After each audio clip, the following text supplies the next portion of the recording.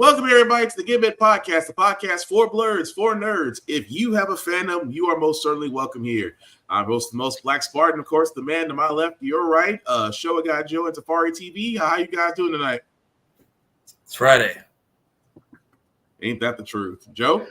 Dramatically foreshadowing everything for the final episode.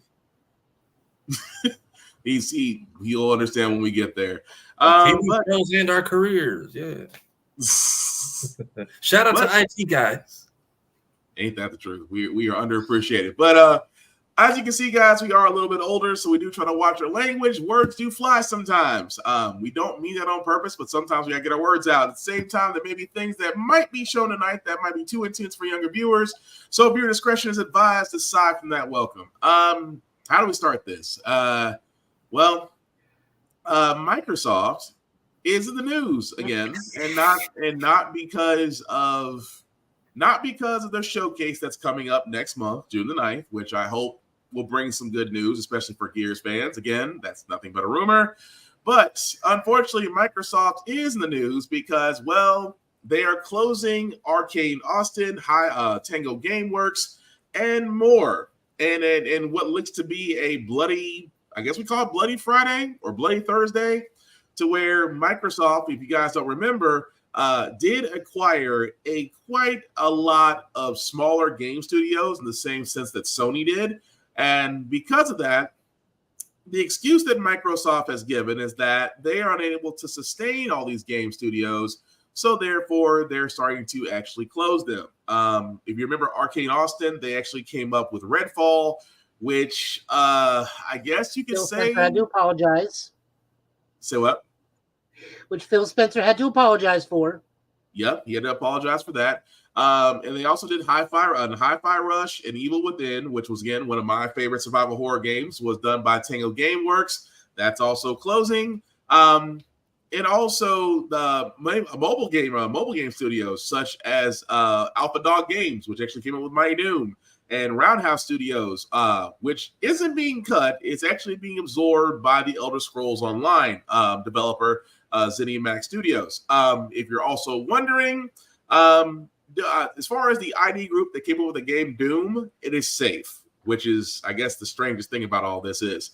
However, if you did purchase Redfall, they did sit there and say that, bad news, Microsoft has ended all development on that game, even though folks have paid full price for the game and also for the DLC, the Hero DLC, which Microsoft says that as of right now, Redfall will remain online to play and will provide a quote-unquote make-good offer for those that bought the DLC. So, fellas, I'm just gonna throw this up to Joe first, because does this feel like we're gonna be doing this? Stop giving Phil Spencer a pass. Yeah. I'm tired of seeing him coming out and apologizing every single time something in Microsoft just like fails to produce. And unfortunately, this is only the tip of the iceberg. More stuff got leaked today. God bless Jason Schreier.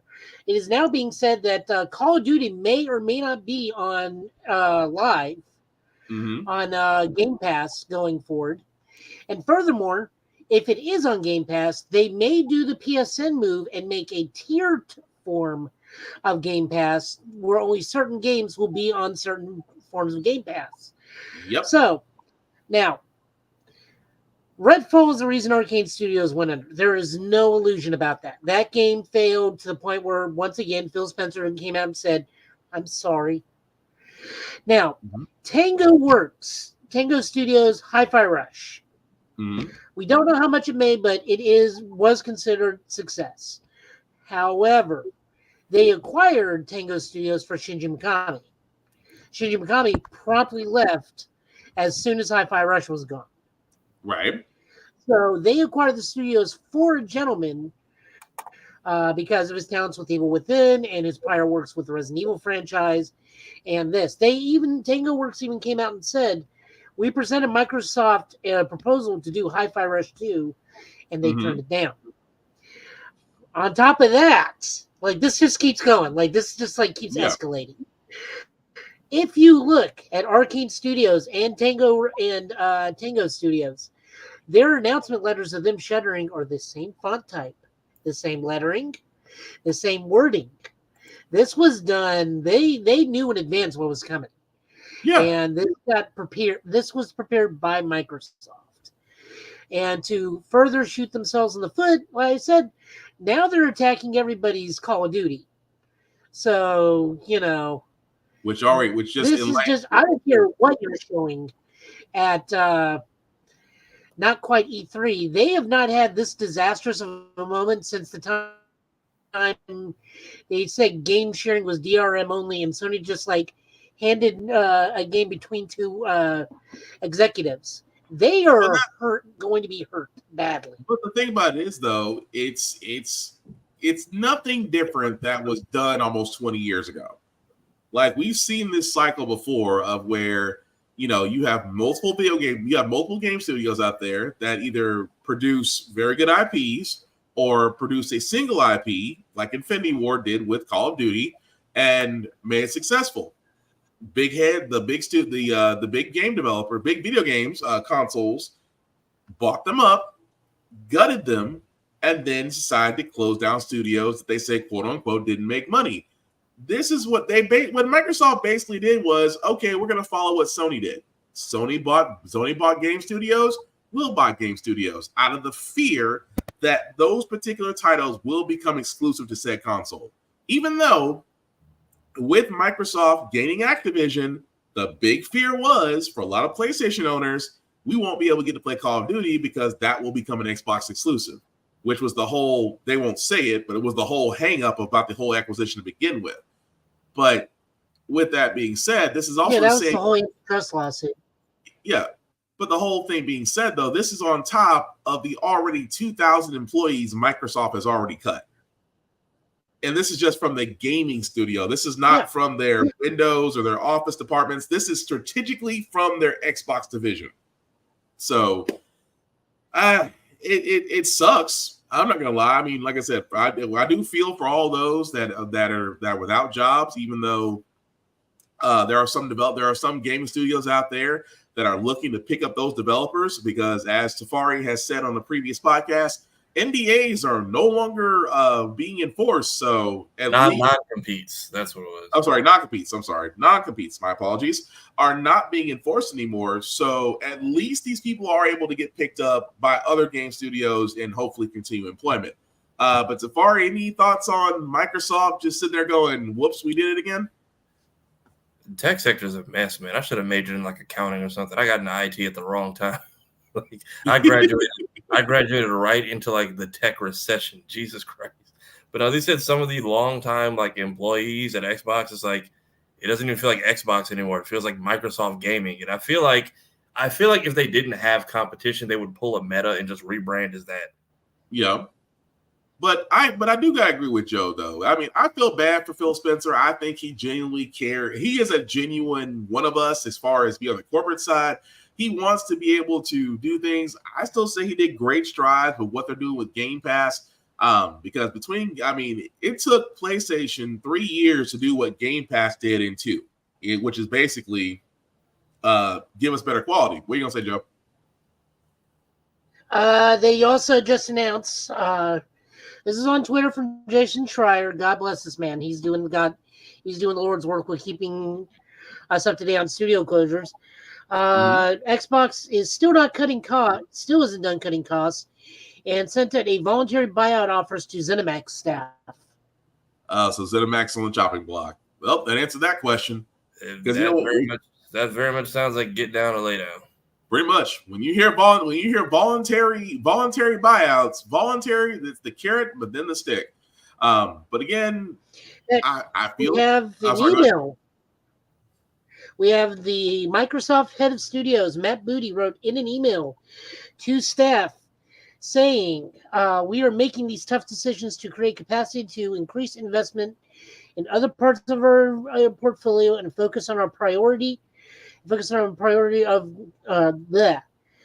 other parts of our portfolio and focus our priorities on games. Not clear how many jobs will be lost.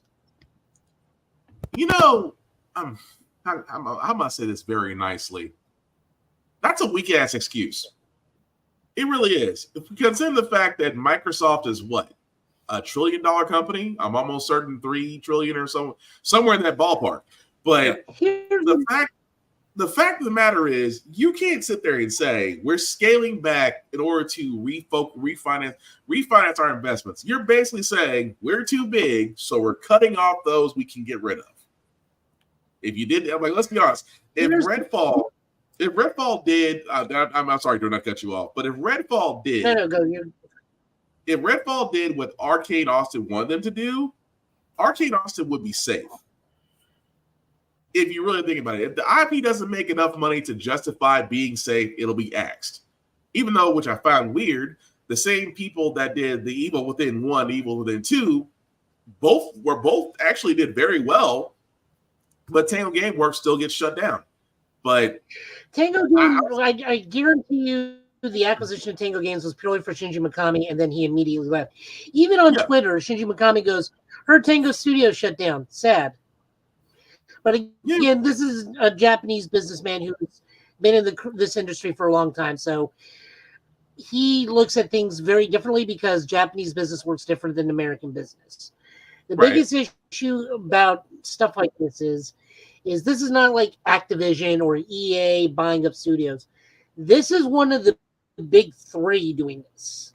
Yeah. That's what's terrifying, is that it's literally one of the big three now. But that just goes to show you that you can be too big. But if you're going to expand that far as a company that you're taking on multiple gaming studios, you cannot say, and I think they acquired them sometime last year, if my memory serves me right. It's only been a year since those studio games have been acquired. So a year later, you now decide, oh, there's some things we just gotta get rid of. That makes no sense outside of the fact that you didn't like the bottom line and you didn't give your investment that you're hoping, the return on your investment you were hoping for simply didn't work out. Just say that. Just literally say that. That's all we ask. But we need something interesting, and Safari did find this one as well. Microsoft is successful. Say what? I'm sorry, Joe. Say it one more time. There's successful, and then there's Microsoft successful, apparently. Oh yeah, well, they've got to be in like a group chat with Warner Media at this point, because we killed Cartoon Network Studios and Funimation before their 30th birthday. Everyone is just that's the weird part about this year. A lot of long time like fan love stuff is just getting axed the next day. It's almost villainy in a way. It's like, we're gonna take everything that you love from your childhood and kill it. Like, and like immediately. At least Funimation had like a. Go ahead. Say what, Joe? No. Keep going. I was gonna ask, can we spin off into that little tit for tat I had on Twitter with that one dude? Did that still go on more than what you showed us? Because I saw. Joe, send me that. I'm still getting likes on it. Yeah, Joe, send me that link again so I can bring it up after this, because that was something else. But speaking of something else though, guys, I gotta get your opinion on this, because I kind of forgot, if it wasn't for Safari, I kind of forgot Multiverse was still around. And Multiverse has decided to include the Joker. And I'm just gonna play the trailer and let y'all guys just watch.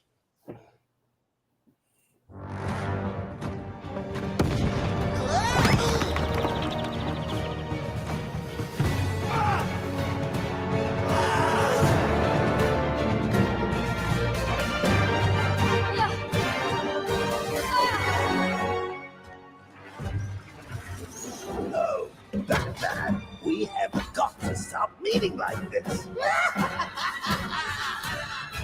When do they get a load of me?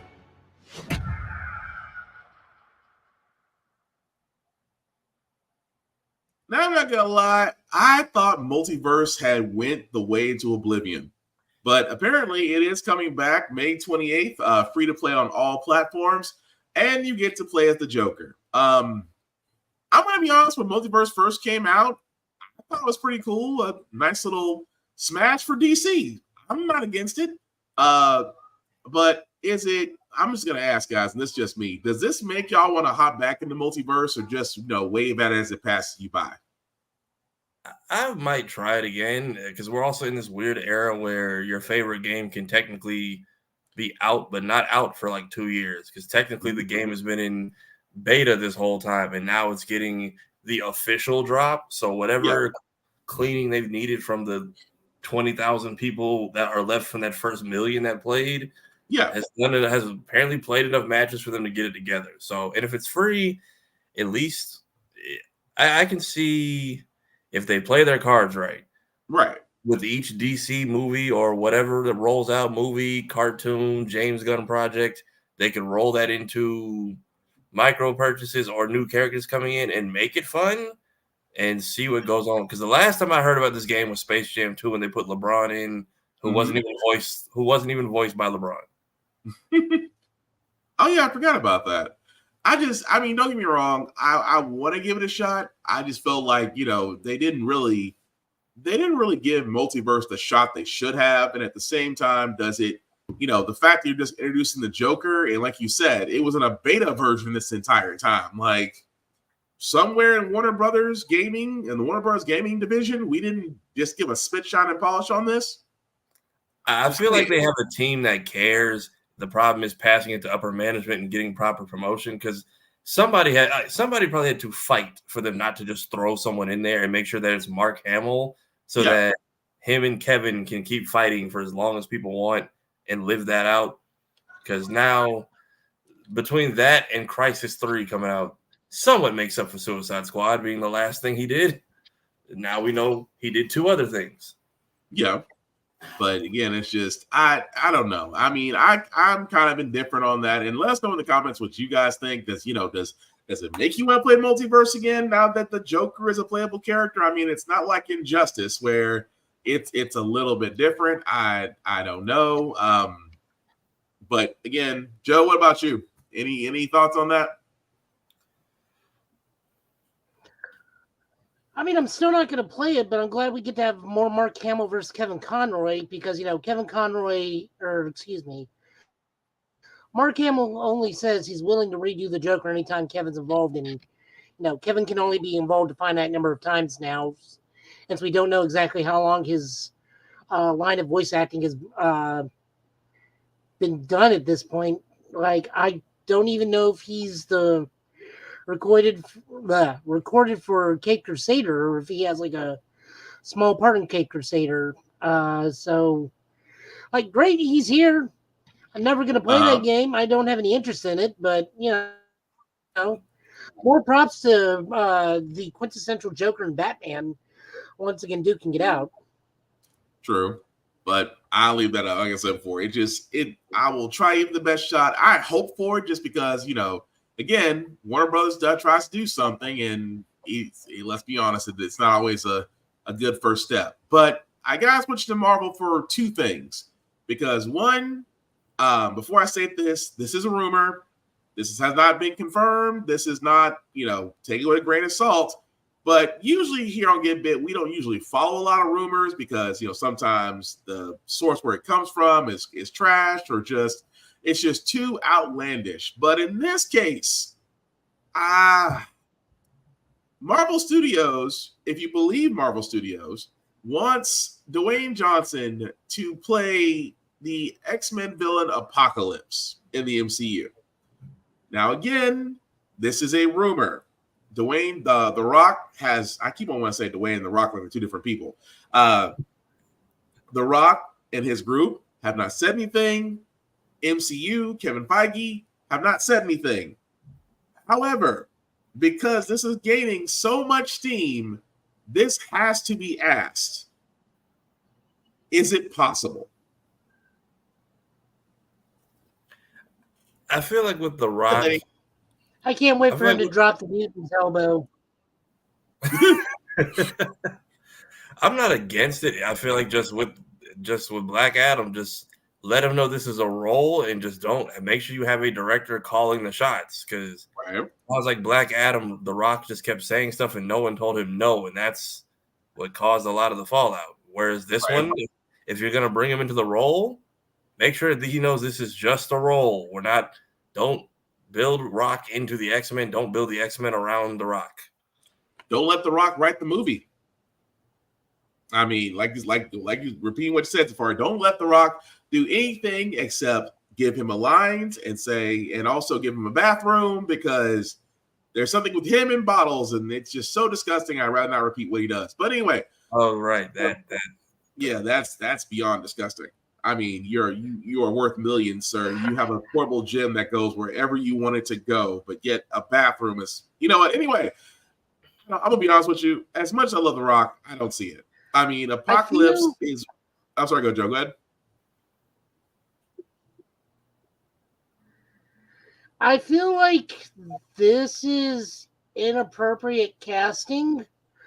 Not because Apocalypse is clearly Egyptian and The Rock is not Egyptian. It's because I feel like Apocalypse is very much akin to Beast, where he needs to be a fully CG character to make him truly the Apocalypse we're all familiar with. Yeah. And if it were up to me, purely up to me, we've seen what happens when you do live action Apocalypse. Right. No slight to Oscar Isaacs. That man is a gem, and he is my Moon Knight.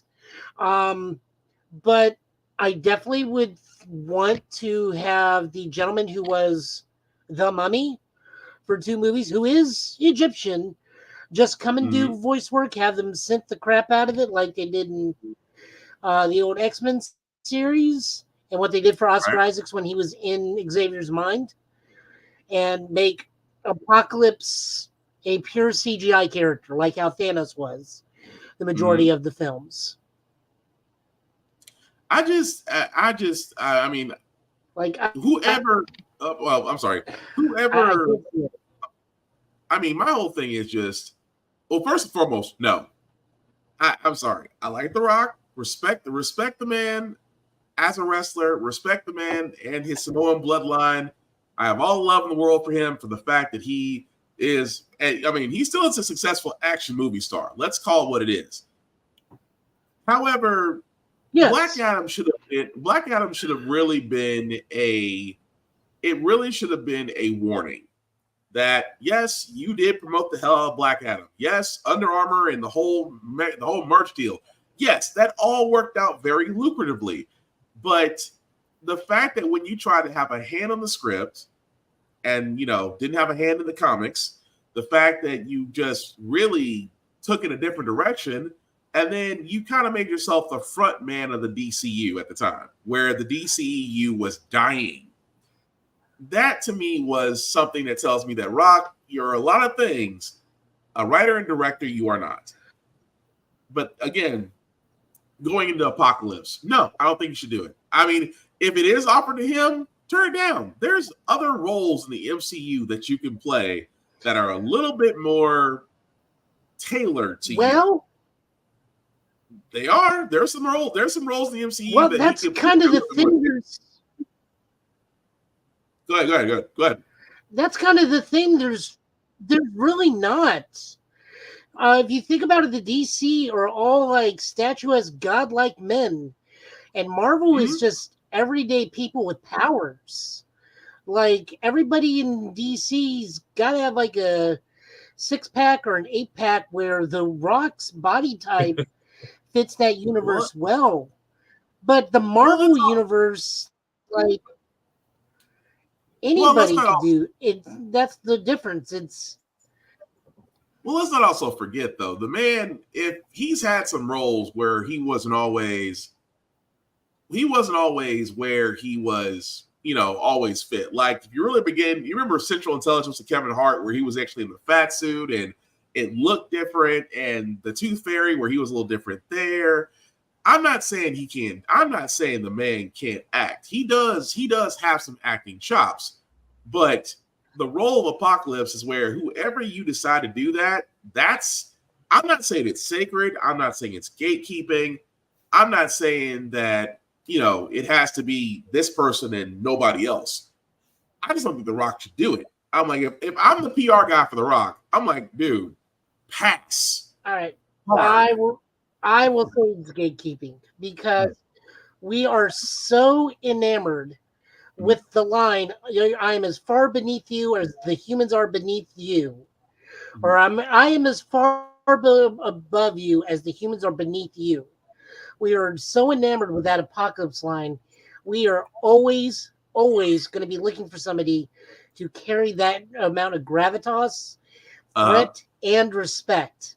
And it's that person just has not been found. Well, but again, that's the problem. We keep on going to this. We keep on going back to the crop of current actors, and just like James Gunn said, I mean, he had to go outside. He had to go outside the box. You had to go outside the box of known actors and find somebody raw and different and see if they fit the role. It can be done with Apocalypse. I truly believe that. But like I said, if I'm The Rock, or if I'm the PR guy for The Rock, or if I'm The Rock's right-hand guy, I'm sorry, pass on this. Wait for Expendables 5 or something, but pass on this. But Tafari, you got any work? You got anything on this? No, I just feel like they just got to find the right role. If it is Apocalypse, you could use him for. You know what only makes me say he could do a decent Apocalypse? If we do the kind of like Egypt part, like when they took his powers and showed his past in Black Adam, he kind of, for me, he kind of sold me on the being part of the underprivileged like slave class. So if they were to do the Egyptian thing, I could see him doing that again. And just being something different, because that part he at least sold me on, and I'm like, I could kind of see him doing that in a Marvel-esque lens. But yes, once he's Apocalypse, CGI it. Hey, here's your direction. Don't let him tell y'all what to do. Just understand he is here for this role. He is not over the whole film. And that's the thing I'm getting at. But also to keep it Marvel, because again, this is not a rumor. This has actually been confirmed. But again, this lets me know that Apple pays a lot of money to get things exclusive. And what I mean by that is Marvel Studios is doing a What If, an immersive story, which is the first interactive Disney Plus original story, but it's only coming to that Apple Vision Pro. For all those that remember, it's that freaking VR system that Apple put out that's almost $400.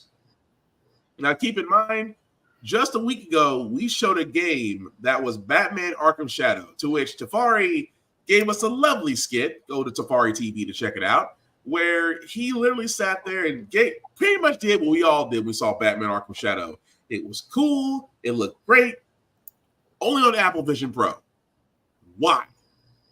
And again, I'm not saying VR isn't great. VR has its uses. It really does. It's not a completely dead technology, but at the same time, if you're going to give us an original What If story, when we've all seen What If season 1 and now season 2, which have been great. If you haven't seen them, go on Disney Plus, definitely check them out, because season 3 is going to be awesome when that comes out. But the fact of the matter is, not everybody has Apple. I mean, I'm going to be an Android till they put me in the grave. But at the same time, not everybody has Apple Vision Pro. I mean, let's be honest, times is tight. Nobody can drop $400 on the same thing that you can get in a different VR system. But because it is Apple Vision Pro exclusive, a lot of us will be locked out of probably seeing this, unless, those in the grand line can make it work to where we can see it on regular screens. You know what I'm talking about. But fellas, I got to ask, are we seeing a trend with exclusive items, especially from the MCU, going to things like Apple Vision Pro or, dare I say, Microsoft? Whoever has a Let's Play channel with VR stuff, you got it. All 5 of y'all with an Apple Vision Pro, by all means. Hey, Elizabeth. Hey, Lizzie. Because, I don't think VR is at a place where you can take big names and make them exclusives. Like, I'm not buying an Apple Vision Pro for this. Right. Joe? Just head. I am not an Apple supporter. I hate using iPhones at work. They are they are constantly breaking down, and we're having trouble with them. So the only thing that interests me out of this whole thing was the Captain Marvel looking like Nova. That was it. BD Wong coming back for Wong. So great. out of all 16 of those characters, I'm interested in 2. I'm just how can it be very nice? This will be on Disney Plus by the end of the year. I would like to think so, but just because here's the reason why I say that is because they're remaining exclusive. That's the big thing. And I'm like, the fact that you're only exclusive for 2 reasons. Number one, you're doing it to promote a product. Number two, you're trying to direct people to buy said product, and therefore you're trying to drive sales. I'm sorry, but when you made a VR system twice the price of a Meta or a Oculus, which I think Oculus is like $240, $300, and I think Meta's probably the same price range, not people can afford that. So pretty much people are going to be out. So this is why I say I think outside of Marvel, if you believe the rumors of The Rock getting casted as Apocalypse, and if you, again with a what if story that really should be on Disney Plus first before you put it on Apple Pro. I mean, that's just me. You should put it out there for everybody that doesn't have Apple Pro to see it. And if you still want to make the Apple Pro, put it down there. You've done it for everything else, so why not do it for this? But I digress on that. But Joe, sir, you got popular on Twitter, and I say popular because as I put this up, Joe, would you like to explain what happened?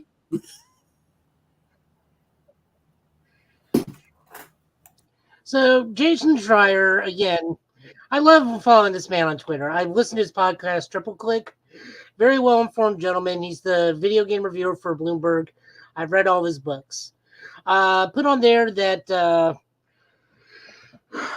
Warner Brothers Discovery earning calls this morning. David Zaslav said the third quarter's financial stock took a hit due to disappointing release of Suicide Squad newest game, which he also decided David Zaslav give himself a raise during this. And then Dante O'Connell, which I've yet to figure out if he was being facetious or not on this.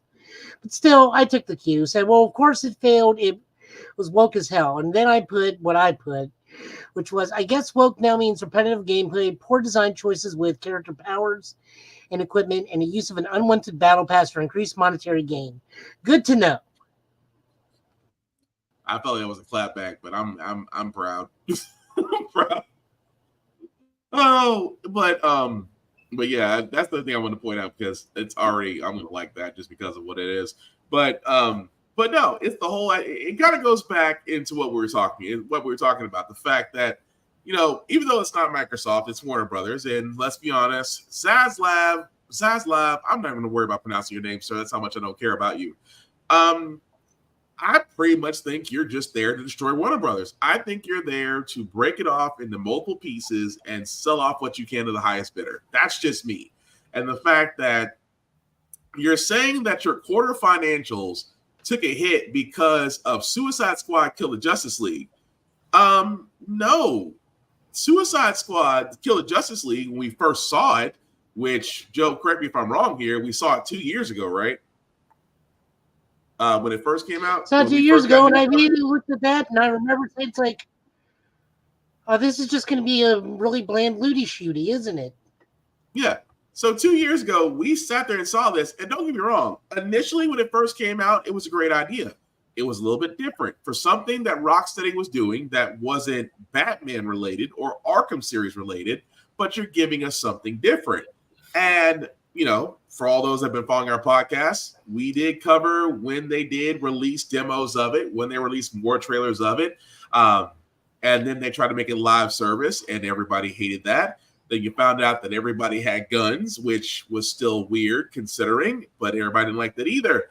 And then we didn't like the fact that you still somehow wanted to include Joker in this Kill the Suicide Squad story, which again, to everybody's chagrin, they didn't like that.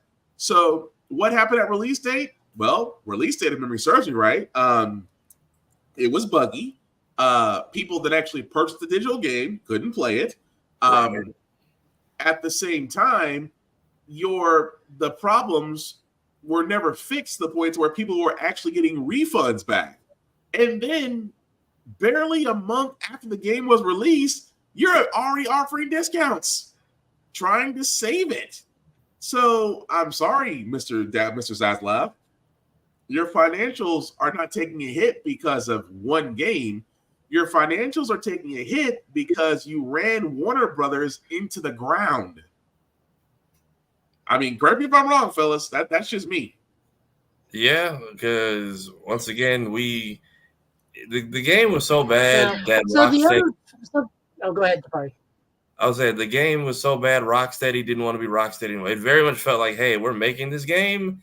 It felt like they got pulled into making the game, and last minute Rocksteady was told, by the way, we're making this like an extension of your thing.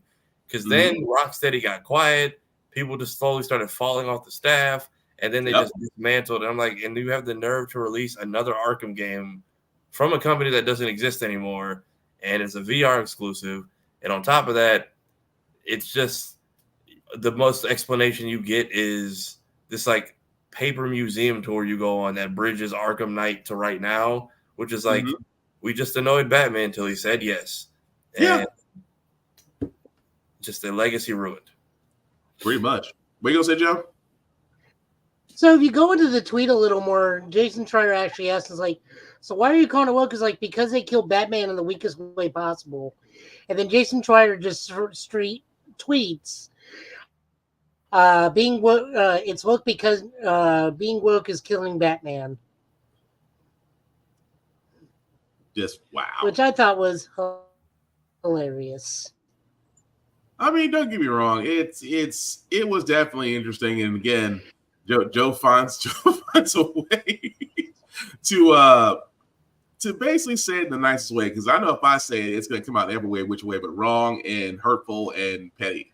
But again, it makes sense. You cannot. I mean, look, if it was up to me and I was still following it afterwards, I would have told him it's like it can't be any weaker than being shot in the shower during a home invasion, like Earth 2 Batman, which is why there is no Earth 2 Batman. Right. I mean, he technically got shot in his own Batcave, which apparently Robin wasn't able to make it out of there, but the Suicide Squad is able to go in and just mental reverse gymnastics, enhanced fear toxin, and just bang bang shoot up the man who took down the Arkham Knight by himself. Right. Which is still weird, but it's interesting. But speaking of interesting, because again, like I said, we do have a couple more trailers. I did want to get to this one because Sega, outside of just giving us a new console or just reviving the Dreamcast, you give us wonderful gems like this that, you know what, make me think that you guys need to go back to making consoles. What am I talking about? Have you ever wanted to play a 32-player game, including Sonic, that basically makes Mario Party look like shenanigans? That's Sonic Rumble. And again, Sega did it right.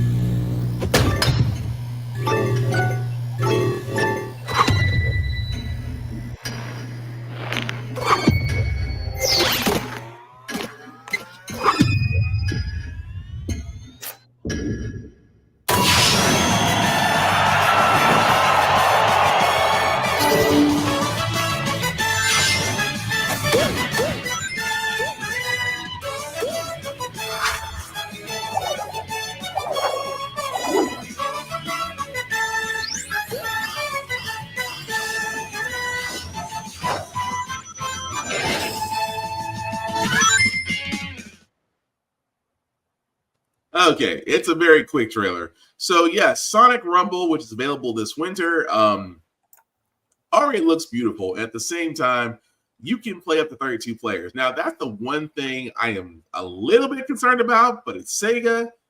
Sega usually doesn't have any problems on this front with Sonic. And also, correct me if I'm wrong, Tafari, is the beta still open for this?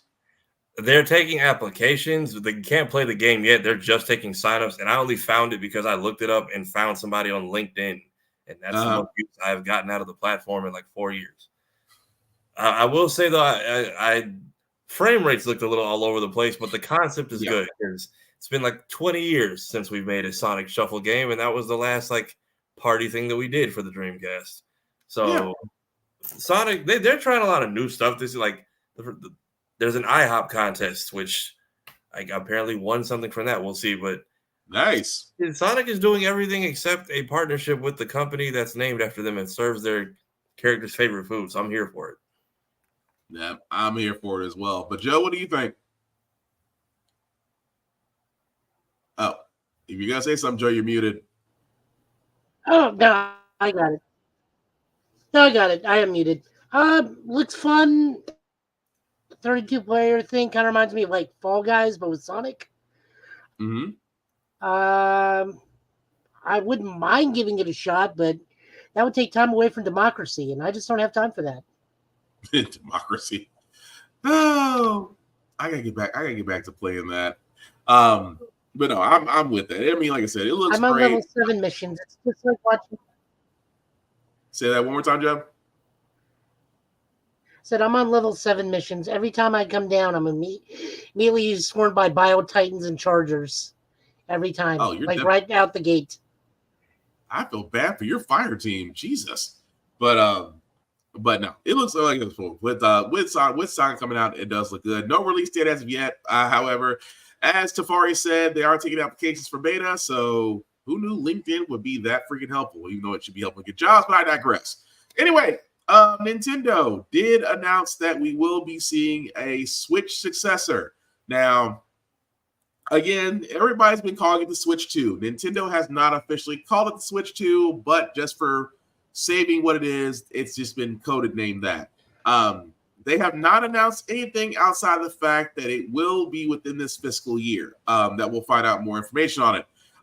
No details have been given out about it, whether it's got backwards compatibility, whether the Joy-Cons be magnetic. Nothing has been said about this new console from Nintendo. So, fellas, really quickly, should we be hyped about the Switch, or should we wait until more information comes out?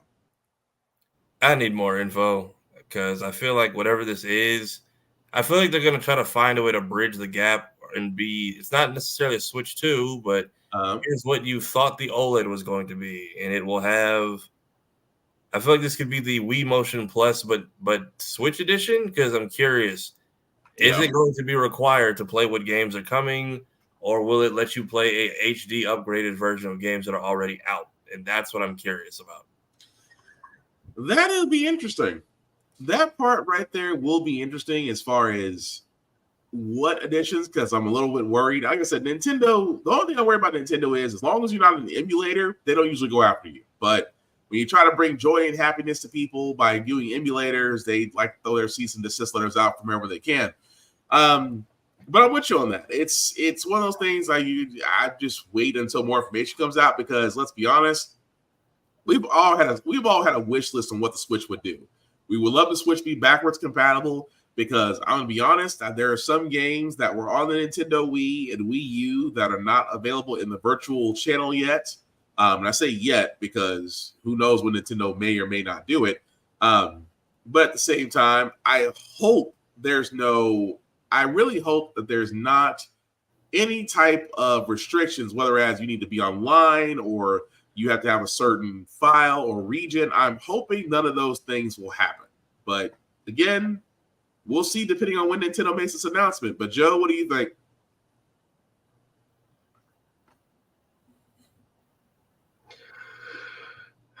Well, the fiscal year runs from April to April, so we probably won't be seeing this thing until April 2025. In fact, I could probably give you the best release date is whenever the Pokemon A to Z Pokemon Legends game comes out. Because if we remember when we looked at that, it said the Switch family consoles, meaning this is going to be designed to go out on the Switch too. So I would say Pokemon Legends A to Z is going to be the launch title for this new Switch 2 or Switch Pro. So be on the lookout there. I hope to God they have backwards compatibility on everything, because I have a fair amount of Japanese games on mine. Hopefully they're not stupid enough to region lock this system after having some mild success with not region locking their consoles anymore. Right. It'll be. Other than that, just like Tafari, more information on everything.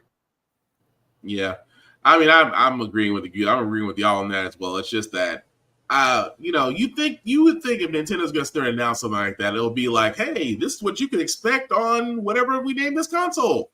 That would be freaking nice. But again, without giving us any details except saying we're going to talk about it sometime within the fiscal year, but we're not sure when, but we'll let you know. That doesn't help Nintendo fans like us at all. But that's where they're going to lock the Twilight Princess HD port.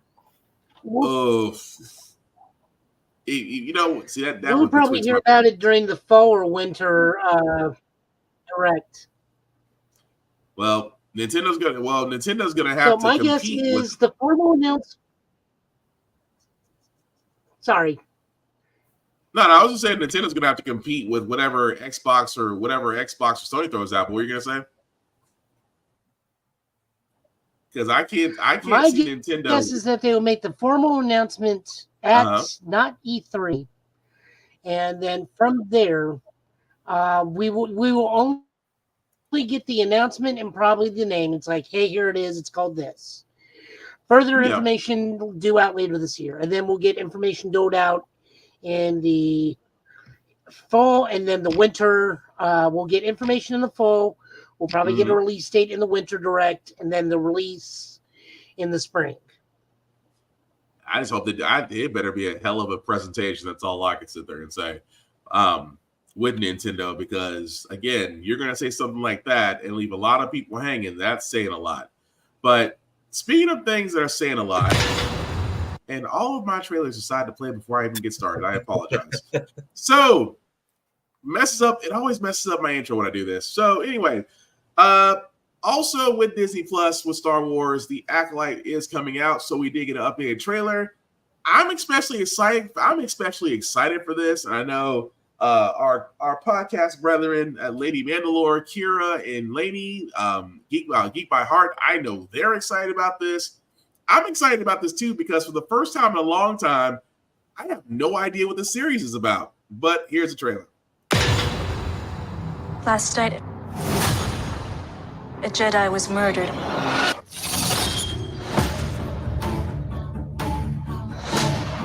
The Jedi justify their galactic dominance in the name of peace. But that peace is a lie.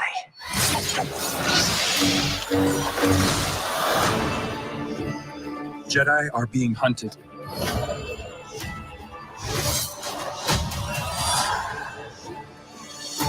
She was my student. I trained her. Let me be the one to bring her in.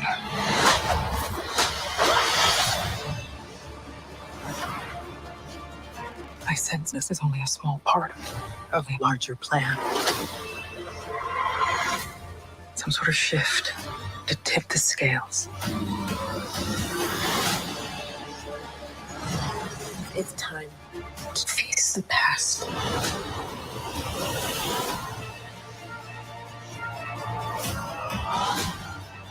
Destiny is not decided for you by an anonymous force. If you want to pull the thread and change everything, then pull it.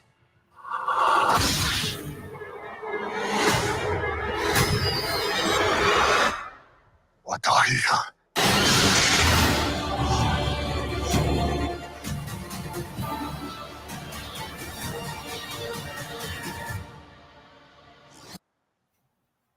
All I can say is I'm interested. That, guys, was the Acolyte on Disney Plus. As you guys can see, it does have a 2-episode premiere come June the 4th. And like I said, this is the first time in a long time. I have no idea what this is about, but I want to watch it. But guys, any thoughts on this? I like that we are going to hand-to-hand combat in a lightsaber world, because we have not done this since Mace Windu had to fight an army of droids after losing his lightsaber in 2003. So I'm curious to see what Jedi fight choreography is like, and how we lost it over generations. All I can sit there and say is I hope they learn from Iron Fist. That's all I'm hoping they learn from Iron Fist, and it looks like from the trailer they actually have that fight choreography looks great. But I'm definitely watching it. Like, again, it was told to me that this was 100. I mean, from Geek by Heart and Lady Mandalore, they did explain it on Blurred's Eye View. They said the story was 100 years before Phantom Menace, I believe. Yeah, it was 100 years before the Phantom Menace. Thank you. So, again, this to me is unknown territory. And I love that because, for Tafari, Joe, and myself, we usually do have a lot of background knowledge on the things that are coming out or things that are being produced. And yeah, we do, because of that background knowledge, we expect some certain homework to be done. Especially on X-Men 97, which we'll get to very shortly, because if you did your homework that Mr. Bo put out, wow. But no, because for me, because I have zero idea about what the Acolyte's going to be about, I can actually approach this the same way that a lot of people are approaching Star Wars that have never seen it. You see a show that looks interesting, that has Jedi, that has hand-to-hand combat, which again, like Tafari said, you don't really see a lot of it or next to nothing of it in a Star Wars movie. So it's intriguing. And again, makes me want to watch it. But guys, anything else you want to add to that? Joe looks deep in thought. No, I couldn't hear you. Like, we're glitching out super bad on my end. I was going to say, we all just need to hit refresh really fast. Mm-hmm. Let's see.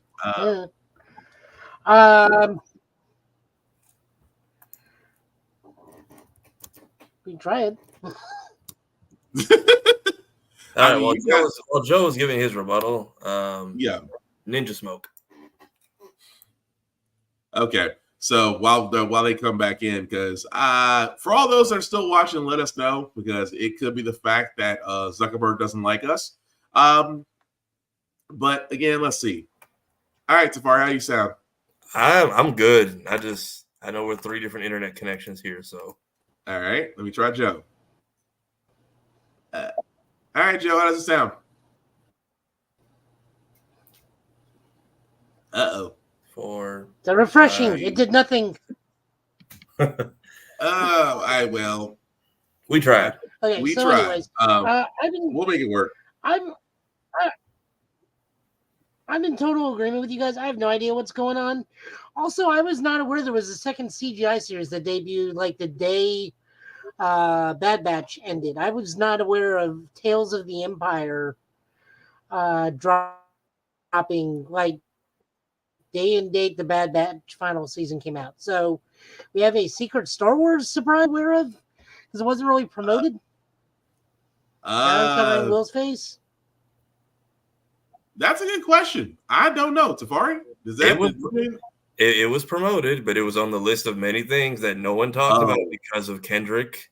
And was it the weekend of the K-Dot Infinite? It was on the list. It was on the list of things that no one talked about because Kendrick and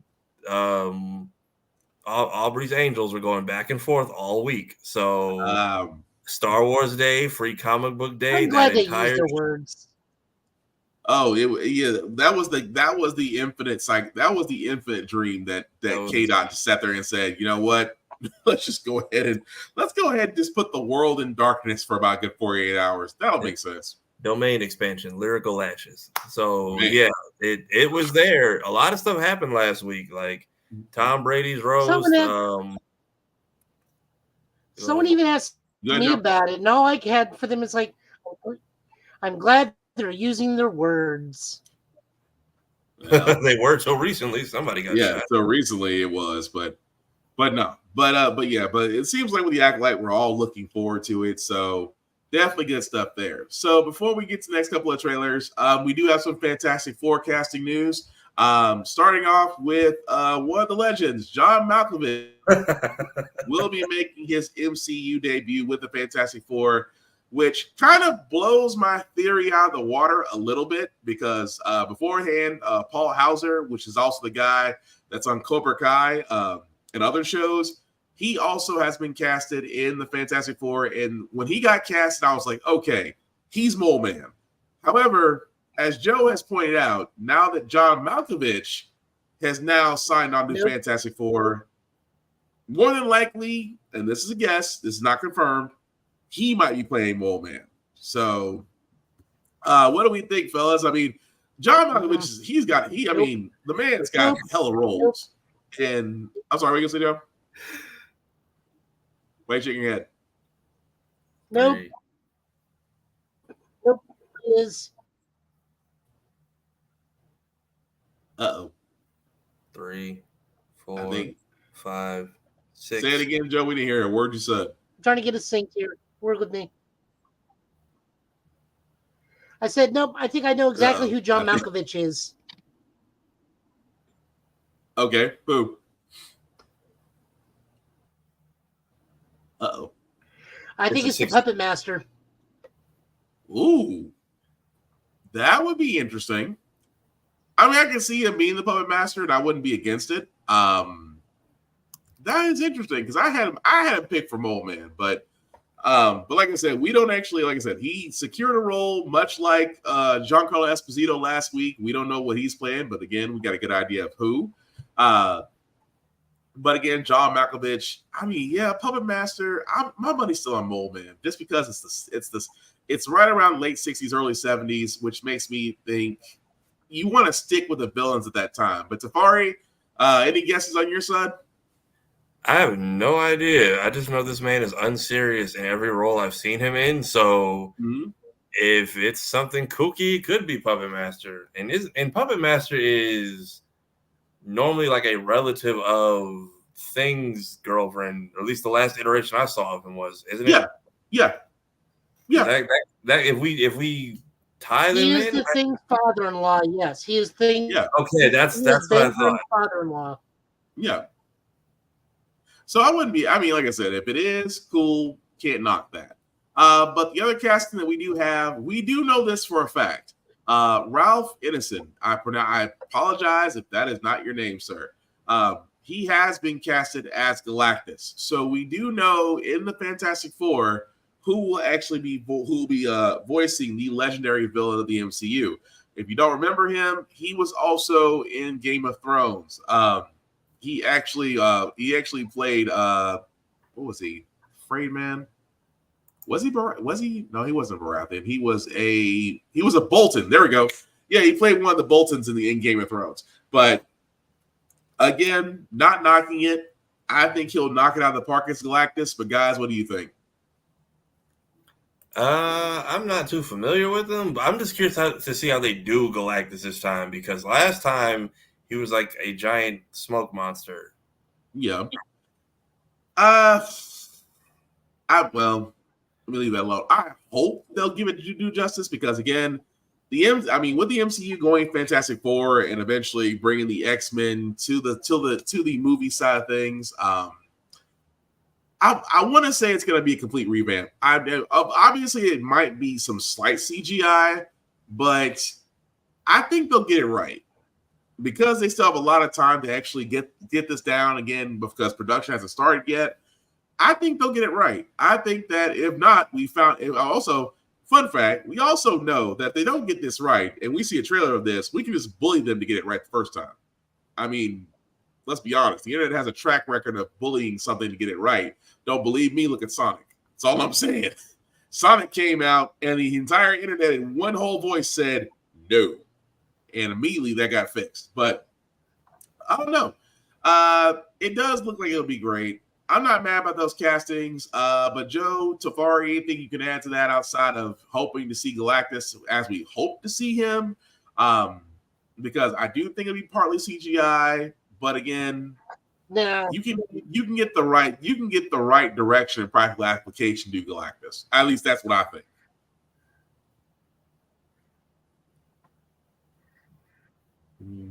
I have a feeling we'll be just fine with him, because Marvel's made it a point to make stuff as comic book accurate. So I have very, very little doubt in my mind that he will not be the giant purple planet eater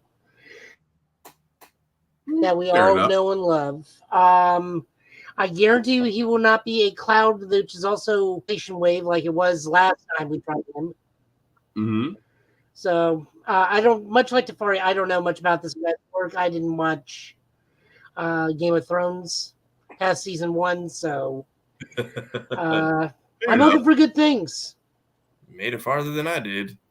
But Right. yeah, I hope if we can part. get even like the way they did what am I trying to say? Jamie Foxx as Electro, where we got the one little quick shot of his original face. Yeah. As long as they give us something that lets us know, hey, there's source material being used here, and this is the direction we're going. I need at least one shot of a comic book accurate him, at least, because I don't know if this is setting up. It'll set up for a second movie, but I know it's at least going to tie them into whatever else is about to happen. So if we're gonna one and done Galactus, or we'll ever see him again in who knows whatever Eternals or whatever else comes up interspace wise, I would like to at least get one good shot of that. I think we will.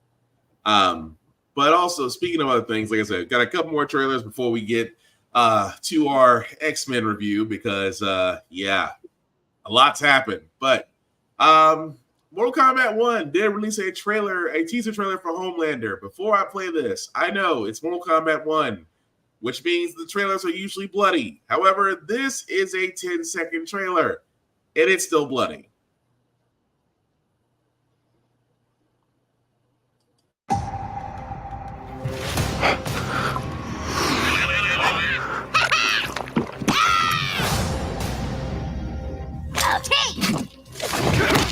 You have chosen war with a god.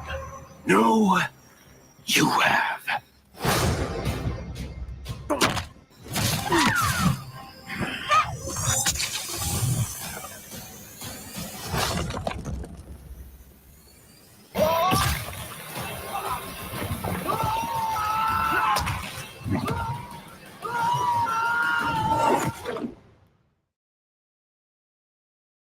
Well, truly quick and to the point. But as you can see, guys, that was the teaser trailer for Homelander, which has yet to be announced when that's going to be released for the Combat Pack. The only thing I could say about this is just the fact of usually when they've had Quan Chi, Ermac, Omni-Man, Peacemaker, usually when they've been released, we saw a little bit more fighting from a fighting standpoint of how Homelander will fight. How each of those characters will fight. The fact that we only got like 20 seconds of Homelander and possible 2 fatalities, should we be a little bit worried, or the fact that we should just wait for an actual fighting trailer with Homelander to come out? Like, I think it's a first look. It was called like a first look, so it's not the full rollout. I think we're gonna get another because they had one of those for They had one before really? Yeah, I think because I remember not Homelander. Omni-Man had a teaser, and then at the end of his, they put what is the dude's name? John Cena's character. I'm blanking on the name. Peacemaker. Yeah, they put Peacemaker at the end of Omni-Man's trailer, and we didn't see him for God knows how long. Right. But this is just a first look, so I like it. Is it Shadow or Echo Fighter, the little crawling person from Mortal Kombat 10, all grown up? Yep. Weird, ain't it? It's a little bit different, ain't it? I mean, clearly the kid's growing up. I don't know. There's some characters that they just feel like they just abandoned after X. Like, it felt weird that like Baraka was like a stage boss in one of them and just not a playable character. That I never understood since Baraka was very popular. You would think like the more like there was one time, and not to get to a tangent, there was one time there was like a kind of a campaign to put Stryker back in the game. Like Stryker from Ultimate 3. That's why I was like, I mean, some people like playing Stryker. You want to play a cop that beats up people, that's on you. But yeah, like I said, it was like, don't get me wrong. Love that Homelander's going to be in it. I just want to actually see a little more gameplay. But as Joe had pointed out, I think we need one more fatality, then we would have planes, trains, and automobiles. Which I give Joe credit for that one, because he sat there. The more I thought about that, I'm like, dang, we do have a train. There is a train fatality. There is a plane fatality. We're missing a car. We're missing a car. We have the trifecta. But again, looking forward to it. The last show that we do got, guys, when we get to X-Men, of course, because it's Homelander, it's like, I think these both occurred on the same day now I think about it. with the Homelander reveal on MK1, The Boys season 4 trailer has dropped. And again, I'm going to stress this very heavily. It is The Boys. Violence. On Amazon Prime. It, again, bloody, gory, you've been warned.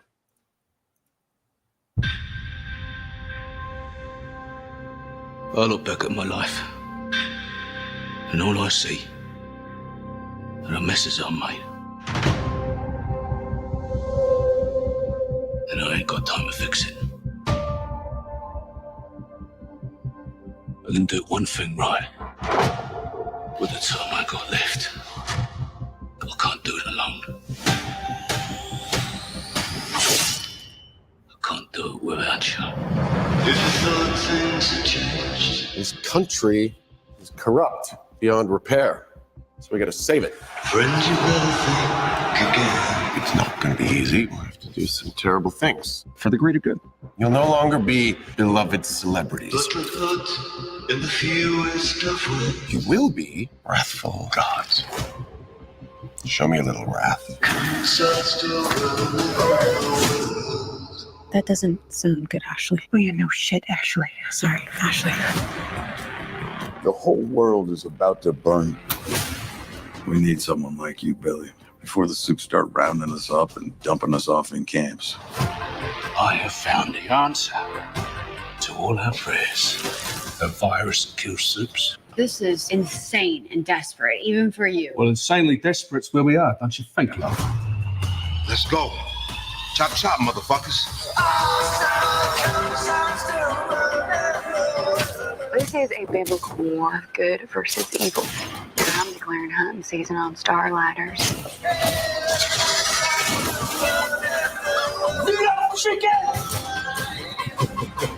I can't believe this is fucking happening to me again. Look, we've all done bad shit. What's insane is that our solution to every problem is murder. Violence isn't brave.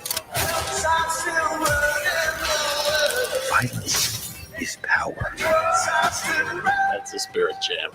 Who wants a creamy, delicious milkshake? If we're ever gonna win against monsters, we need to start acting human.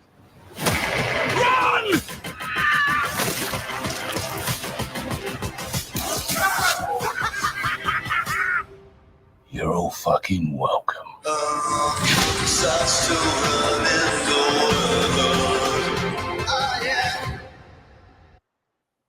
All I can say is, Eric Kripke, you freaking genius. That was The Boys season 4 trailer. As you guys can see, will be on Amazon Prime June 13th. All I can say is, as a person that's read The Boys, again, if you haven't read the graphic novel, I'm sorry, let me rephrase that. If you're old enough to read the graphic novel, you should. Kids, I know we say a lot of times, we say a lot of times in the show, there are certain things that you should be reading. Wait till you're a little bit older to read The Boys. That's all I'm saying. But as far as I know, you watch it. Outside of Billy, which it looks like he's run on limited time because of what happened of the V he was taking back in season 3. So everybody keeps thinking this is the final season. It's really not. The Boys. I feel like shows have adopted calling it the final season when it's the final season. I think they said they have one more after this, but they're clearly setting up for, I believe, endgame material because it's getting real January 6th all over America. And then we've got, I feel like we're getting semi-comic book accurate because we've got Black Noir back somehow, but we don't know who's under the hood or if that is the person we thought it was the first time. I'm holding that one to the chest until I see that episode because I have a theory about Black Noir, and if I'm right, I'm gonna be screaming my head off like I knew it, I freaking knew it. But no, it's what else can we say? Because outside of the fact that Jeffrey Dean Morgan, and again, shout out to Chris Fury at Bird's Eye View for calling this. We almost have the supernatural trifecta. We almost do because we already have Jensen Ackles. We already have Jeffrey Dean Morgan. We just need Jared Padalecki. And let's be honest, Mr. Jared, we know you're not doing anything right now outside of Walker, Texas Ranger. I'm just saying, come on over. Let's play Wayward Sons one more time. That's all I'm saying. The only thing I'm disappointed about is that when Jeffrey Dean Morgan first got casted, I thought he would be Tech Knight. I was like, perfect for Tech Knight, and then Tech Knight's no longer with us.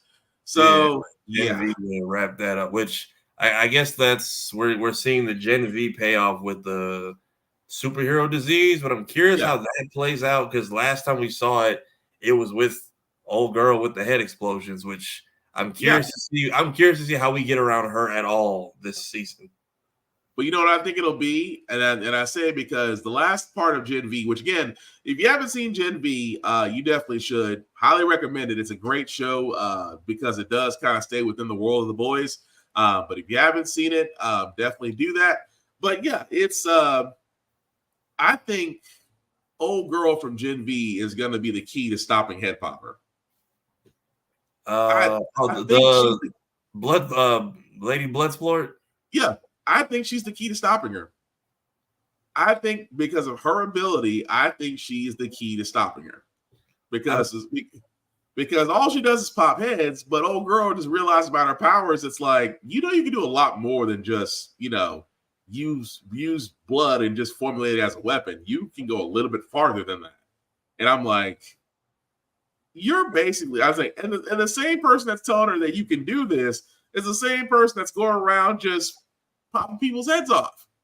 You're basically creating your own kryptonite is what you're doing. But yeah, it just, like I said, it looks great.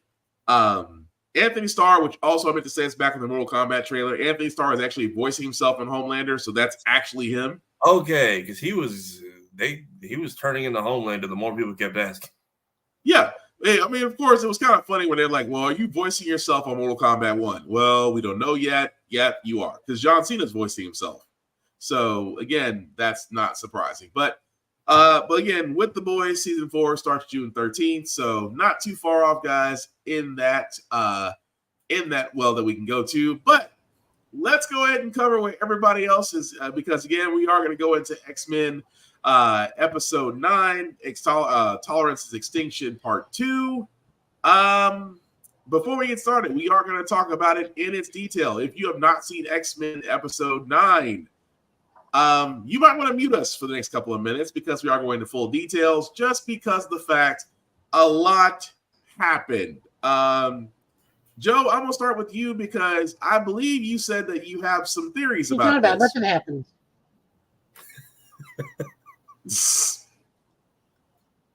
Really, nothing happened.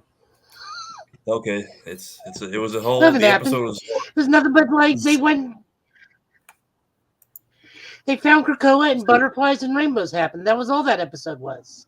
Nothing happened. Oh, right. Butterflies and rainbows. Okay, so yes. But no. I've noticed a lot of things in this episode. I just basically rewatched this and was like, this whole episode is nothing but foreshadowing. Hilarious foreshadowing. Mm-hmm. Next episode, we're getting the Phoenix. If you don't know what happens what Charles does immediately after what happened to Wolverine, you don't know. Mm-hmm. Apparently never read the comics in the 90s because he is coming. He will be our main antagonist in season 2. Oh, we can say you don't know who he is. I can't help you. I'm not spoiling that one. Oh no, I'm gonna say it. I'm gonna say it because it was so funny. It immediately popped up. It immediately popped up on Twitter when it came out. But go ahead. What? It immediately popped up that Onslaught's going to be the Onslaught's coming? All the two biggest Google searches that came out after episode 9. Who's Onslaught? Who's Feral Wolverine? So, and Wolverine without the nose? Yeah, but also let me shout out Mr. Bo. Sir, I know you can't say nothing right now, although I'm pretty sure your job is back. I'm pretty sure because the season that you gave us so far in X-Men 97 is really, really good. And the fact that if you have been paying attention, and Tafari posted it on his, as well as on Tafari TV, as well as on Blurred's Eye, Bo gave you homework. again, if you want to get prepared for episode 9, he gave you homework. One of those things of homework was a certain issue of X-Men called Fatal Attraction. The fact that, if you read that, you would have saw why Rogue acted the way she did and why Wolverine, looked the way he did. But again, just to start this off, this is the assault to basically stop Magneto, because right now Magneto is not too happy, which you can't blame him. The man tried to go Charles's route. He tried to be a man of peace. It didn't work out. He saw a mutant get liquidated right before his eyes, and he's simply saying no more. To the point to where he even went back to the mansion, which Charles is waking up and realizing he no longer has his legs. What'd you call it? What'd you call it, Safari? Deathbird repossessed the legs. Yeah, because the fact that he's down to his regular wheelchair and not his hover chair and can't even maneuver around his own house. That's still in shambles, and yet Magneto does approach the X-Men and pretty much sat there and says, "That's not his house anymore." Yeah, and it's funny where the whole conversation first between him and Scott, where it's like, of all people, you gave everything to him, of all people, and of course Charles being the ever so pacifist. Well, I was hoping that it would change Magneto for the better, and I clearly was wrong about that. Yeah, no kidding, Sherlock. To the point to where, Scott isn't too happy, but Magneto shows up and says, I'm going to basically decide to 86 the world, and you can join me or you can be against me. To where, again, if you read Fatal Attraction, it wasn't shocking about Rogue. Keep in mind, Rogue ended Trask like last episode. Although you really can't blame her, because as Tafari again pointed this out on Blurred's Eye View, 3 other people who had the ability to save this man from falling did nothing. Nightcrawler, of all people, who in a split second could have saved Trask, did nothing. And it's amazing where Rogue was like, I've had it. I'm done with it. We tried this route. It didn't work. I lost Remy. I'm joining Magneto, which again, to Storm's surprise, she's like, and then Safari, I gotta give you this one because you gotta explain this, because you did this eloquently, because when Storm tried to sit there and reason with Rogue decided to roast the entire group in one shot. Yeah, basically went off of how Jeans died multiple times. Morph got 86 like in the second episode of the show. Right. And then there's the fact that Storm has been gone this whole time. Nobody knows where Bishop is, which I'm glad that we didn't just forget about him, because even I was like, Bishop was kind of OP for like an episode and a half, and then we just kind of sent him into the portal, and he's probably just in the time stream with that Kang variant still, and doing all of this while wearing Remy's coat. Right. And at the same time, just eviscerate the crowd. Now, again, this does lead into where we do see the assaults at 2 different places. Of course, Forge and Storm are trying to stave off the Sentinels outside, while the rest of the team goes in to try to stop Magneto. Don't get me wrong, I love what the whole Storm. Like as far as the Fox movies. Say what? I do like that we take a shot at the Fox movies. Oh yeah, I like that Cable is now in his MVC2 outfit. I am still mad he did not do his Hyper Viper beam. He had one job in this thing. One job. One Hyper Viper beam. Oh yeah. I will say that line was cool. It's like, what do you expect, black leather? That was pretty funny, although it was a shot to the Bryan Singer directed X-Men. But as we see the group does approach Magneto, Wolverine was like, man, gotta go. Wolverine at this point was like, you can't reason with Magneto, which was funny because as he approached, Rogue knew off the bat, Wolverine was like, I'm not here to talk. I'm just here to end it. In which to where Rogue herself got taken out. Wolverine is staying more trying to attack. Cyclops trying to attack. Charles is sitting there saying, knock his helmet off to where he can get control. Now, keep in mind, the other part of the team is still dealing with Bastion. At the same time, which kills me, that you had Jean and Cable, where Cable unfortunately had that little bit of programming from Mr. Sinister, decided to kick in and attack Jean. And fellas, I know I said this on Blurred's Eye View. I'm gonna say it here. During that fight where Jean had reached out to Scott and the helmet was off Magneto, Charles was like saying, "Forgive me. I have to stop him. He's not going to stop himself. I'm going to take over his body and reverse the damage." So as literally the helmet is off, Charles has possession of Magneto. Scott decides to blast Xavier and say they need more time. I'm going to pose this out here. Cyclops just pulled a Star-Lord and nobody said nothing. That was my whole thing with the entire ship. They just... It's Scott. I'm just going to point this out. You had Magneto. All Charles needed was to take over Magneto without the helmet. He could have reversed the entire thing that was happening to the Earth. At the same time, did what had to be done with Magneto. But you pulled a Star-Lord and fired at Charles and said the others need more time. So I think what he was trying to... To be fair, that is actually correct. If he reverses what he does, then all these sleeper sentinels come back online and all swarm over the island. Cyclops was absolutely correct in what he did. But that's a hell of a gamble because we saw what happened afterwards. See, that's where this is where I'm going to lean on. This is where I'm going to go to you, Joe, momentarily, because as we saw what happened, he did blast Charles. They put Magneto's helmet on Charles.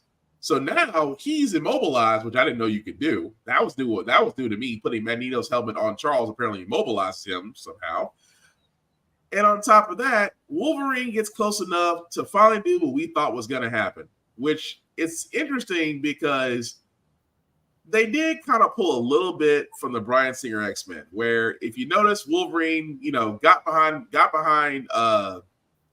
Magneto, clawed him through his chest, sat there and said, snuck up on his ass, right? Only for Magneto to pull himself off and do what, for a lot of comic book readers, saw what was going to happen anyway. Your adamantium has been a problem. It's high time I did something about it. And he pulls the adamantium out of Wolverine in the most brutal Mortal Kombat fashion that you can do. Which, again, for all those that are wondering, yes, this does lead to feral Wolverine. And it's kind of where, and I give Mr. Bo credit, which I know at this point he has his job back. I give Mr. Bo credit because he stopped it right at that moment where you saw the adamantium come out and Wolverine looks like how can I put this ever so nicely? A melted Lego figurine. And it stops right there. And I was going to say a man going through a cheese grater, going through a spaghetti strainer. That works too. But again, guys, with that being said, that's pretty much the synopsis for episode 9, as we have one more episode left for this season. Onslaught, I think, and I'm going to throw this to you guys after I say this. Onslaught is definitely going to wind up happening. At least I think so. For Wolverine, I hope so. Because feral Wolverine, he doesn't care friend or foe. He's pretty much like everybody's catching it. If you're in my area, everybody's catching it. For a guy whose healing factor is going to be dang near higher than almost any mutant, his agility is going to be faster. At the same time, he's got no qualms about ending people. So that's just my thoughts on this. But Safari, I'm going to start with you first. What did you think of the episode and things that you think are going to happen in 10? So I didn't really know who Onslaught was. I've heard the name because of like Marvel vs. Capcom and video games, but everyone I saw who like reacted, I just kept seeing the name pop up almost as much as it brought up the fact of like, oh, and I quote, they did it on Twitter with the Wolverine adamantium. So I didn't realize, I was looking forward to like the adamantium team. I didn't realize we were setting up for like 3 different things with the Wolverine thing, the feral Wolverine, the Onslaught setup. And then it took me a couple watches to realize what Joe said, which is, okay, if he does undo Magneto's thing, then that kind of screws the other team, because now everybody on Earth comes back online and just floods the island, which that was why I'm like, we had to jump straight to just shooting him. You couldn't just tell him to like hold him still till they were done. Mm-hmm. And Kurt just, excuse me. You're good. Like, Kurt, you just keep forgetting you have powers to like literally take people out of the positions they're in. I mean, I'm just saying, but any thoughts on episode 10? I feel like if we do Onslaught, I feel like they may take over Magnus, but it'll be like a vision in the back of Xavier's brain right before the end credits to try and lead us and make sure we set up a season 2. Like, I think it'll be the classic old 90s show of you beat this big bad, but let's tease the next one to make sure we get renewed for another season. Curious. I think the Phoenix will come back because apparently Gambit is walking around. Not Gambit. Cable is walking around with like Final Flash in a can apparently this whole time. Like, pretty much. And then the fact that he's got a Sentinel disintegrating pistol, that just feels. I feel like you shouldn't have as many problems as you do. You can just blow holes in them that quickly. I think we've done a good job of making Sinister and what is the other robot from the future that has caused all of this? Bastion? Not Bastion. Nimrod. Nimrod. I feel like Nimrod. I feel like I never really respected Nimrod and Sinister because they always were like glass jaw villains, whereas they are the reason for all of our problems right now. Except Sinister is clearly not built for battle because Jean hit him with a bowling ball and he tapped out. That was still funny. Joe, what about you, sir?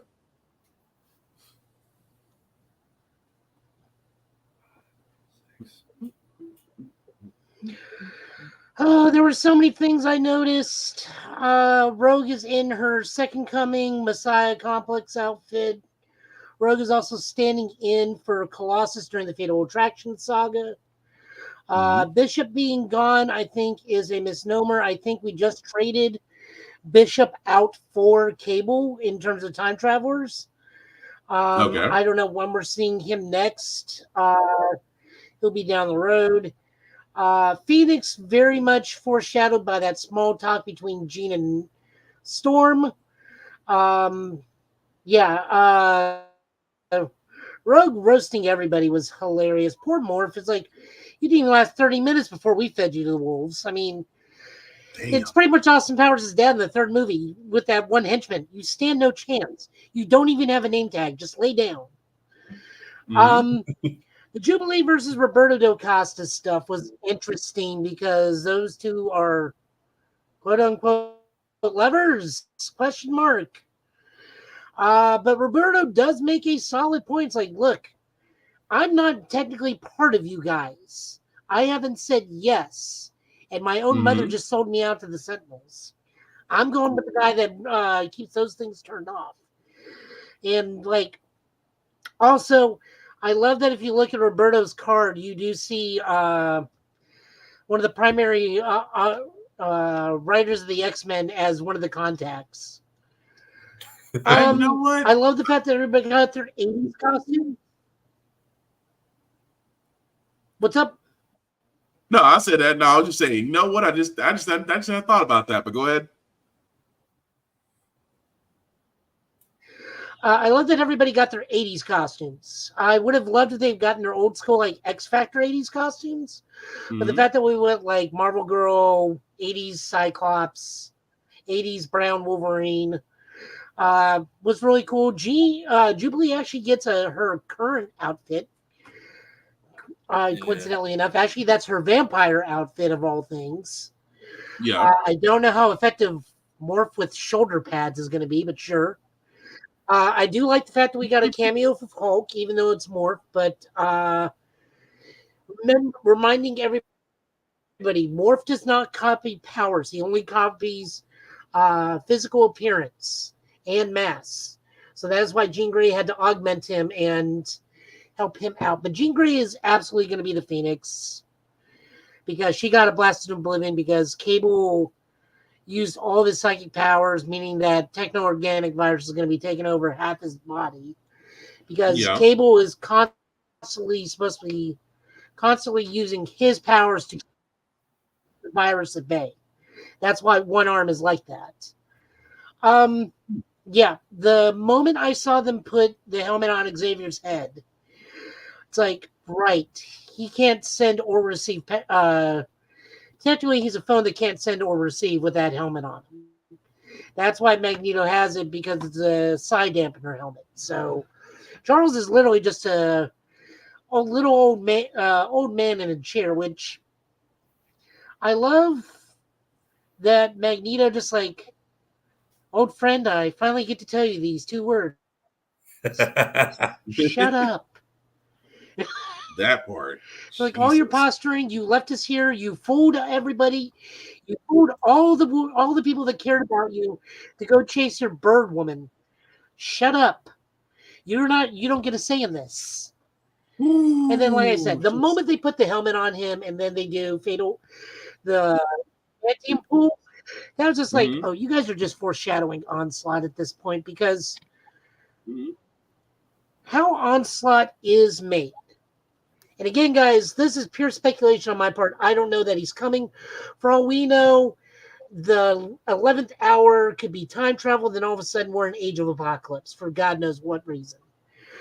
But the very act of Xavier seeing Magneto stabbed, Wolverine having his adamantium ripped out, his inability to be a leader and an effective, seeing all these people in mental anguish and all the death is what causes that malice to form, that dark psychic resonance within Charles to form Onslaught to begin with.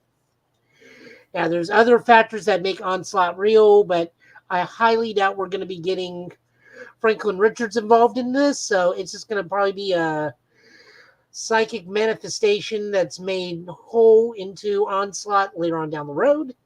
But everything that sets up Onslaught is here. Yeah. I don't know what we're doing with Storm and Forge. They're their own thing at this point. I honestly don't know what they're doing with them.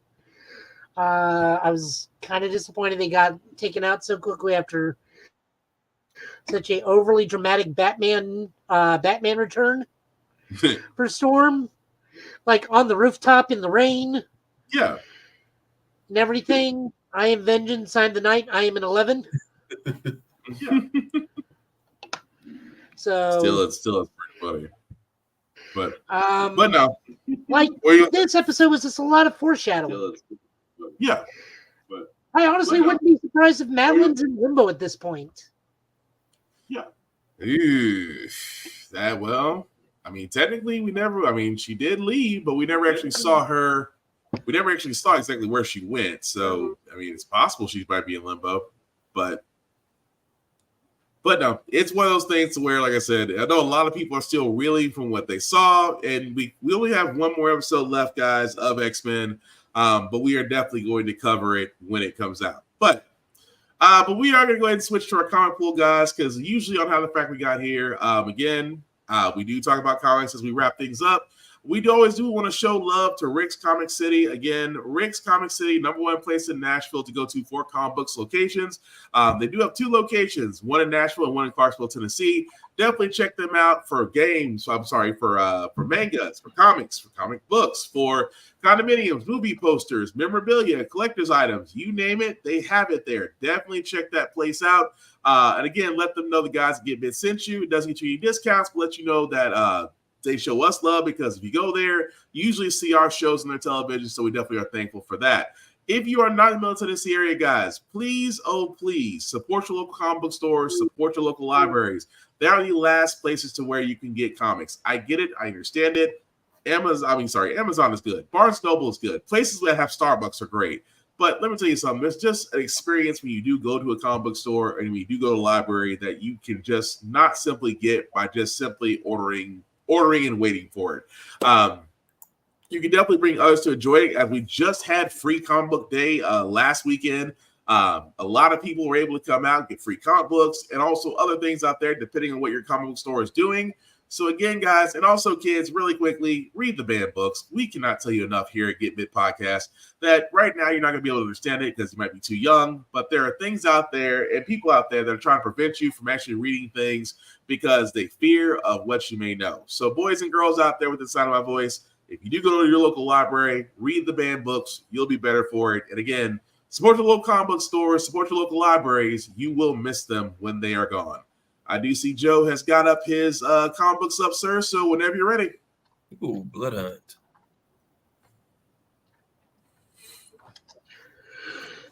All right, guys, be forewarned. We do not have any DC comics this time around because vampires have decided that it's now Summerween, and we are looking at nothing but Marvel this week with some small Transformers stuff. So this is the big summer event for Marvel, Blood Hunt. The main book itself does have a red band version where you can find all the horror and gore to your heart's content. This is written by Jed MacKay, who has been also currently writing Moon Knight, Doctor Strange, and the Avengers, and will also be heading up an X-Men book. This is drawn by Pepe Larraza and art by Mateo Garcia. So pretty much the crux of this is vampires have taken over all of the world and have pretty much used anybody that uses the Dark Force. So Cloak, Blackout, anybody that can project Dark Force or enter the dark, have ties to the Dark Realm, has pretty much gone off as a living explosion and become a portal system, shrouding the world in eternal darkness. The caveat is, seems like Blade is behind this and Dracula is not. So we don't know what happens, but in the first Blood Hunt, we lose a good chunk of people like right out the gate. And we lose heavy hitters right out the gate. Either they are killed or they are turned. So this is a big, big thing. I don't even know if we have the Watcher in this issue, but I'm assuming he's somewhere. Oh, he probably is. But Will, what do you think of Blood Hunt 1? Oh, love the twist. I mean, the whole thing about, like I said before, with Blade and the fact that it's kind of hinting. Well, we talked about this. We talked about this offline, but it is a different twist because initially with Blood Hunt, you really thought it was going to be Dracula first. Come to find out, it's really just Blade really pulling chess moves that you did not think were going to actually happen. And not to go too much into Blood Hunt, like Joe was saying, a lot happened in what felt like the first 10 pages. So I'd highly recommend, if you haven't read it, you really should, because we could do a deeper dive into it, but honestly, it wouldn't do the book justice. So I agree with Joe. For the first issue of Blood Hunt and how they actually started this, because the fact that it's still Jed MacKay, which makes me feel extremely good about this, it's definitely worth the read. So next up, we have Avengers, a Blood Hunt tie-in, written by Jed MacKay, with art by C.F. Vila and color Federico Bleed. But these aren't the Avengers that Jed MacKay is usually writing. Why is that? Please go read Blood Hunt 1. This team consists of Captain America, Quicksilver, Frenzy, and a newly armored version of Hercules. Why is Hercules here and not Thor? Please go read Blood Hunt 1. Naturally, what happens when Captain America gets involved? Vampires. Nazi vampires. So we get the formation of a new version of Avengers. They got to fight. Naturally, I love the joke that even they're like, really? Nazi zombies? Isn't this a bit cliche? I mean, it's like you almost want to sit there and call it when they were asking Cap. He's like, I've seen a lot. Yeah, I'm pretty sure you have, Cap. But Nazi vampires? Really? My favorite part is where, he throws the shield, and someone's like, "The shield's a little weird." It's like, yeah. This was dipped in silver back in the. This is my shield that got dipped in silver back in the 40s when I turned into a wolf. I'm sorry, what now?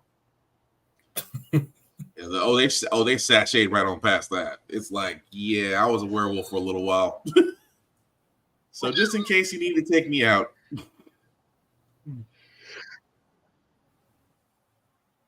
But no, it was definitely good. It was definitely a good issue. I love the fact how was a fun read.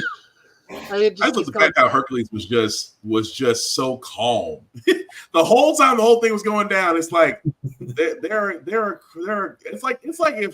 like if Thor was chilled out. That's basically Hercules in this episode. And I'm sorry, this issue.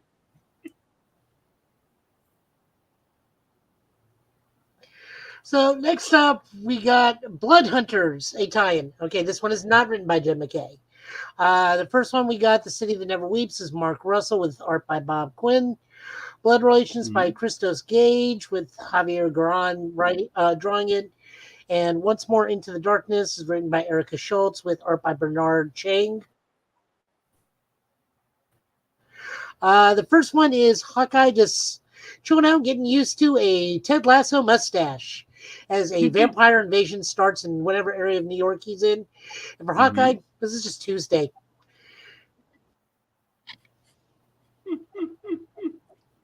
The next storyline, we get to deal with Man-Wolf and his father, J. Jonah Jameson, as they just try to make it to safety while Man-Wolf is trying to connect to J. Jonah Jameson because he feels inadequate because JJ is so reliant on Spider-Man. And apparently we learned that being Moonwolf not only makes him technically a holy man, but immune to vampirism because he's got the amulet, which he's also royalty, which also acts as a holy relic. So being blasted by the blood gem also can kill vampires. But also it's just a nice heartwarming tale between father and son. And then any thoughts on that one?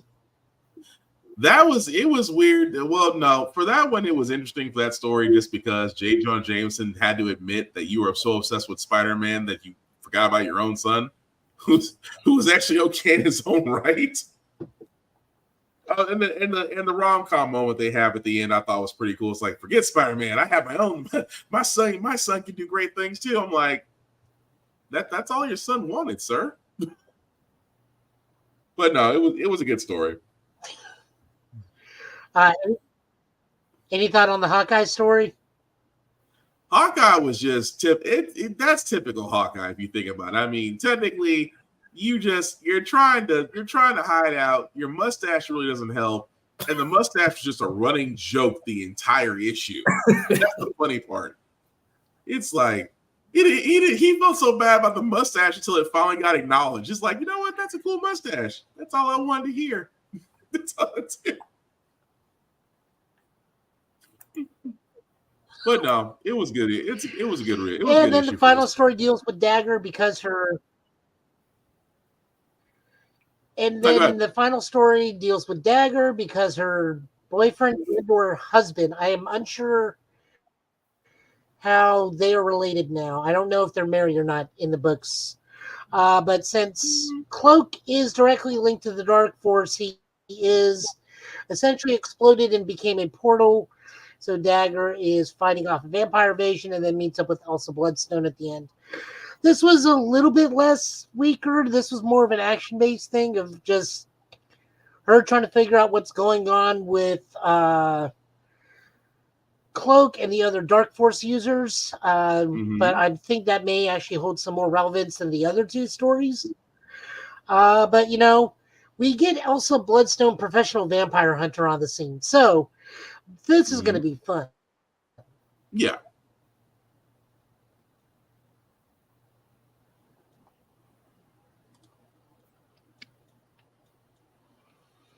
Moving on over, we have Doctor Strange, written by, you'll never guess who. It's Jed MacKay. Written by Jed MacKay with art by Pascal Ferry, and Heather Moore is the artist. So this deals with the direct fallout of Blood Hunt 1. Go read that. But for whatever reason, Doctor Strange is completely incapacitated, and Clea has to defend the Sanctum Sanctorum against a known enemy while simultaneously communing with Strange's soul, because that's the only part of him used. My favorite part is we actually got to use the Crimson Bands of Sinneract to restrain somebody. We also need to keep in mind that there are technically 2 Stephen Stranges in the house at the moment from the prior arc. We have General Stephen Strange and Dr. Stephen Strange. Right. As well as Stephen's mirror twin brother, who is in the mirror realm, along with Clea Snakes and Baz the Hound. So there's a lot going on in this book. But still fun and a solid tie-in. And this may actually be probably one of the more influential books of the tie-ins. Oh, the fact that Blade went after Strange is the number 1 threat. But yeah.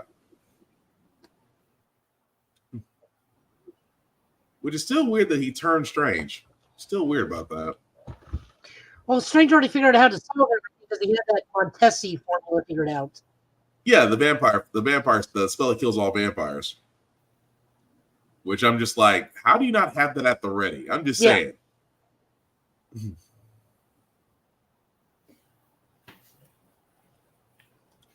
Well, tentatively, under Dracula's rule, they have like a peace accord between humans, mutants, and vampires, all under thing. Because if you read Executioner's Boom Boom owes Dracula one, or Dracula owes Boom Boom one.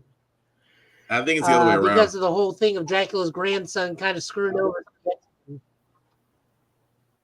Yeah.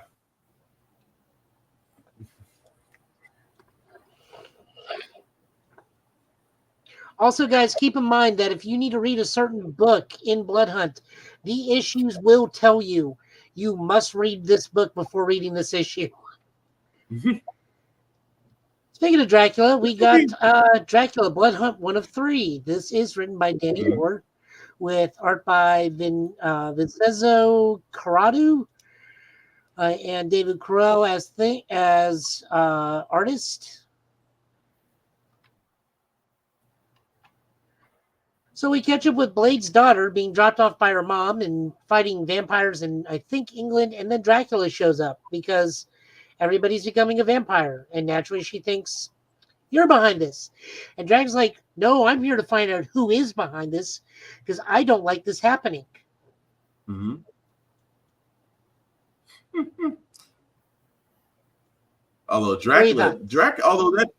Although with that issue with Dracula killed me with the fact that he was just kind of scalded Blade's daughter just a little bit. He's like, you're the daughter of my most greatest arch nemesis, and you can use more training. It's like, how do you get critiqued by the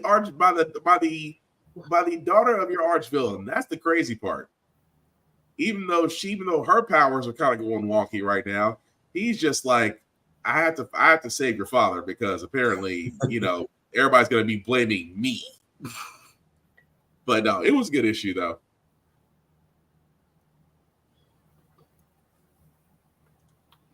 I enjoyed it. I just like the fact that Dracula's like, I don't know who's behind this, but God help me if I figure out who. He just seems like he's really tired of stuff like this happening and him getting blamed. Oh, he's definitely tired of it.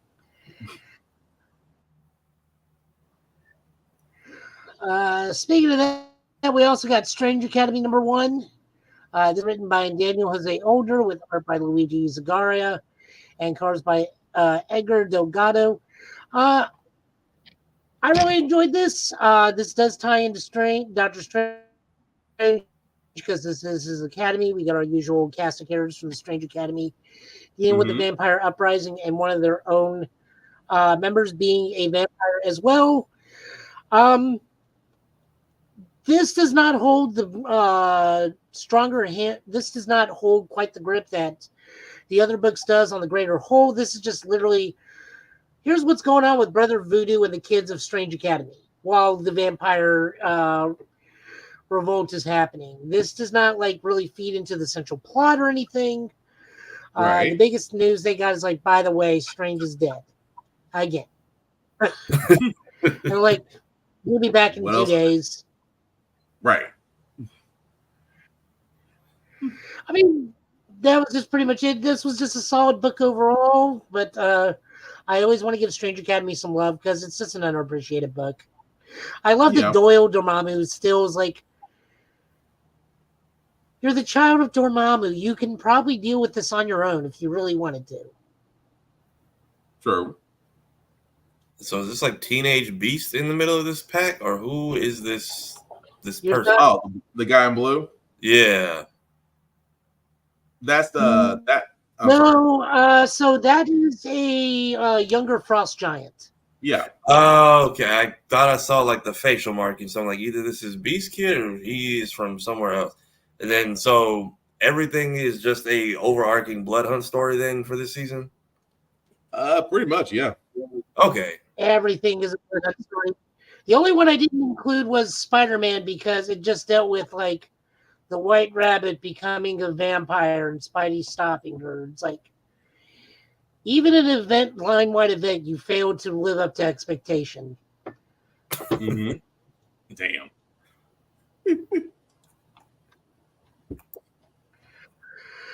Moving on over for something that's not Blood Hunt related, we're looking at X-Men Forever #3. This is the continuing fallout of the end of Krakoa. This is just pretty much Mr. Sinister and Destiny getting their cards straight and everyone getting ready to make a move against Orchis while Raven Mystique comes back and she is not happy with her wife. There are some trust issues. There's some problems in the house of Raven. Understatement, but you ain't wrong. That's pretty much it. It was an okay issue. Understatement of the year, but you're I not like that wrong. it was summed up. It's like, Kurt, what's going on? It's like, I did like in the issue. Someone just like comes to Kurt's like, what's going on? My moms are fighting. That part was funny.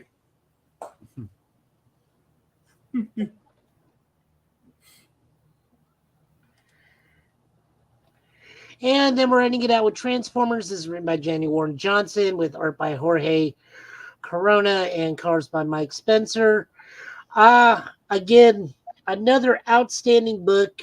Highlights were because of what happened with Sparkplug fusing with the Matrix, Optimus is starting to get his memories. So some weird stuff is going on with Optimus. They're still trying to work out stuff with Carly because, like, she's mad and wants to go to war with the Decepticons for what they did to her dad. On Cybertron, Alita 1's trying to save Ultra Magnus, and Ultra Magnus is like, just kill me. Dear God, please just kill me. But I'd say the biggest highlight of this issue was the Decepticon part. Because they attack a naval ship to get something in the ocean, and Thundercracker lets everyone go. And this, to me, it was very important to me because this was Thundercracker's thing from the IDW book. This is why after the war ends, he becomes just like a TV writer in LA and has a dog and gets a daytime Emmy. And we start seeing like Thundercracker's like, look, I'm down to fight I'm down to fight the Autobots, but we don't need to be like killing these people. They got their own thing going on. And Soundwave actually is like, look, I am normally with you on this, but this is something we can't let the Autobots be aware of. We can't leave witnesses. I am really sorry. And then just shoots every single life raft and blows every single person. But I mean, Soundwave just does sympathize with Thundercrackers. Like, I don't want this senseless violence either. But what we got to do, no one can know about.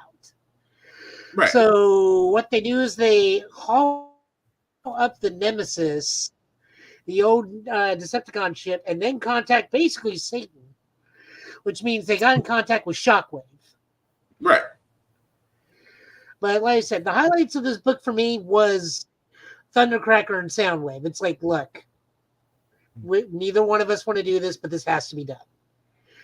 This was my favorite part of the book. I love this book. easily the book of the week goes to Blood Hunt because that just kicks off everything and just like kicks you right in the face and in the gut. But this was a close second. Cool. What'd you think? Oh, Blood Hunt's gonna run it. Blood Hunt runs it. I mean, don't get me wrong. Blood Hunt kind of overshadowed really X-Men Transformers this week. That's just I get no other words for that. I mean, Transformers itself was a good issue, but I was focused on Blood Hunt. I'm just gonna be honest. Is Ultimate Black Panther still going, or did that get overshadowed now mid-run? Oh yeah. No, issue 3 did come out. Issue 4 is probably gonna be coming out next week, I think. Am I right on that, Joe? Yeah. Yeah, you're right on that. Blood Hunt only affects the main Marvel line, not the Ultimates line. Okay. Yeah.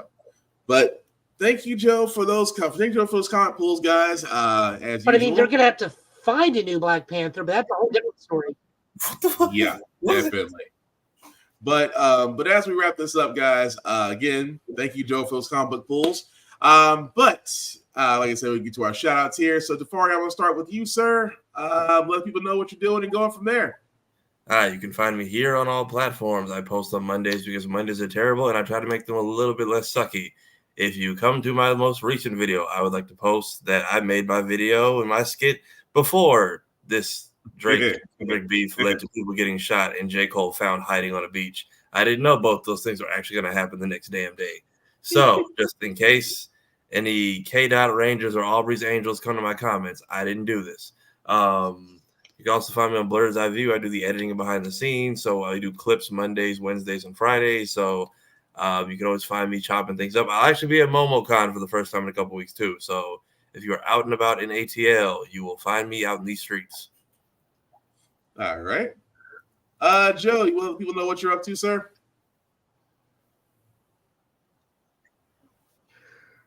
Trying to survive as May keeps beating me down slowly. But May is also API Heritage Month. For those unaware, I am here because I am API. I am part Japanese. I have a lot of friends in the API Middle Tennessee group. We do a lot of fun charity work, make a lot of community events, help a lot of API people with a lot of judiciary and awareness problems as well as raising up people that like do food or small time stuff. We as well. Solid fun group to be a part of. I will be at India Fest, actually supporting one of the API events tomorrow over in Bellevue. The Ganesh Temple is open to the general public for a food festival and temple viewing. Then we will be doing API soccer game over Wednesday. It's just a fun group to be a part of. I'm very, very happy that I get to hang out with other Asian people of different minorities. They've been wonderful people who treat me wonderfully. I hope to be helping them as long as I can. As for the YouTube stuff, I gotta find time to actually do anything on YouTube. It's not even the editing part anymore. It's just I'm like 3 weeks behind on every show. Apparently, Kamen Rider Decade just like jumped into Kamen Rider Gotchard and booted him off his own show. It's like, this is my show again. It's my turn. I don't know what's going on over there. Nice. But still, you say what, Joe? Before I forget, we go to the other things. I did get to watch the new Doctor Who. Mm-hmm. It is absolutely excellent. Shooty got one, knocks out of the park. That man is a treasure and a joy and has a wonderful singing voice. That will be all I will say for one episode. And I need just that he's got, I will say, probably one of the most attractive companions they've ever had on Doctor Who ever. With the actress that's playing Ruby Sunday, I can watch her do anything. Nice. I can't wait to look forward to watch that myself. All right. So as far as me, guys, like I said, shameless plugging as usual. I always want to shout out BlurStation.com. I keep on saying this about BlurStation.com, guys. It is the vehicle that we keep saying that we need for people of color and for blurs. It's placed for comics, for movies, for television shows, things of that nature. You want it, they have it. Definitely check it out. It's BlurStation.com. To join it, if you are joining it, please select the Blur's Eye View Affinity membership. It's $10.99 a month. Again, $10.99. You cannot beat that with a stick. At the same time, guys, if you are a content creator that would love to have your thing shown on BlurStation.com, you have to actually join BlurStation as a member first. Then you'll be able to make your pitch to have your content on BlurStation.com. The beauty part about BlurStation.com is that you keep your content. The only thing that BlurStation asks for is a bit of the distribution, and honestly, that's a great deal. Again, after 36 months of paying $10.99 a month, you do have the option of owning a piece of BlurStation. It's a lot easier than owning a piece of Amazon Prime or Hulu, I'll tell you that. But again, these are the vehicles that are here, guys, that actually will help us move forward in actually claiming our entertainment piece of the pie, if you will. But definitely check it out, BlurStation.com. As for me, guys, as I literally just put it on Tafari. I'm sorry, Tafari. Group shot. I'm sorry, Tafari. I meant to take. I'm sorry. There we go. I apologize, Tafari. Black_Spartan 615 is where you can find me again on the socials. I go forth with my shows, How the Frack We Got Here, and of course, Get Bit Podcast, where shows with both those shows can be seen or heard, where podcasts can be seen or heard.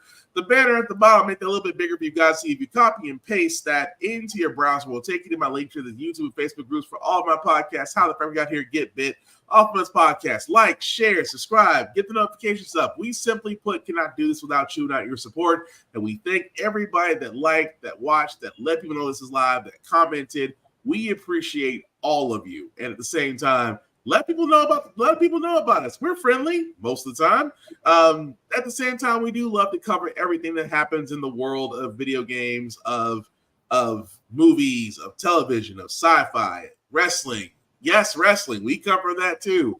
And comics. Again, it is the pop culture world that we do and love so much.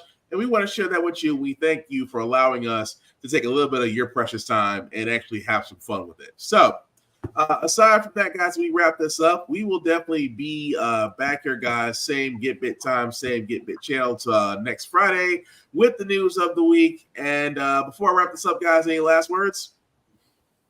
Magneto was right. Magneto was definitely right. Joe? Apparently there's Aurora Borealis going on, and I don't have any steamed hams on me. I am sad. Yeah, I'm not. Nope. Not getting sucked into that one. Nope. All right. Well, the last thing I'll say about Get Bit Podcast, guys, is that we, with fandoms, we love them, we support them, we debate them, we, get a little testy about them. But what we're definitely not is gatekeepers. We're definitely not against those with different dislikes, the different tastes than us. Simply put, guys, we are all in the fact of sharing and encouraging, because that's what makes these fandoms great. It was makes going to cons great. As Tafari pointed out, he's going to MomoCon. The experience of going to a con, meeting likewise others with the same taste as yourselves, is a fun experience, and you make a lot of friends. However, the one thing that we do not condone on Get Bit, outside of being a toxic fan base, is simply put in the words of Will Wheaton, don't be a dick. If someone likes something differently than you, that's fine. Maybe it's a chance for you to learn something new outside of your own world, but you can't do so if you're going to be a dick about everything. So simply put, love fandoms, share fandoms, be kind to others, be nice to others, enjoy the world, and don't be a dick. That being said, guys, that's going to do it for this Get Bit Podcast. I've been Will. He's been Tafari. He's been Joe. Again, take care of yourselves and each other. We'll all get through this. Thank you for watching, guys. Have a good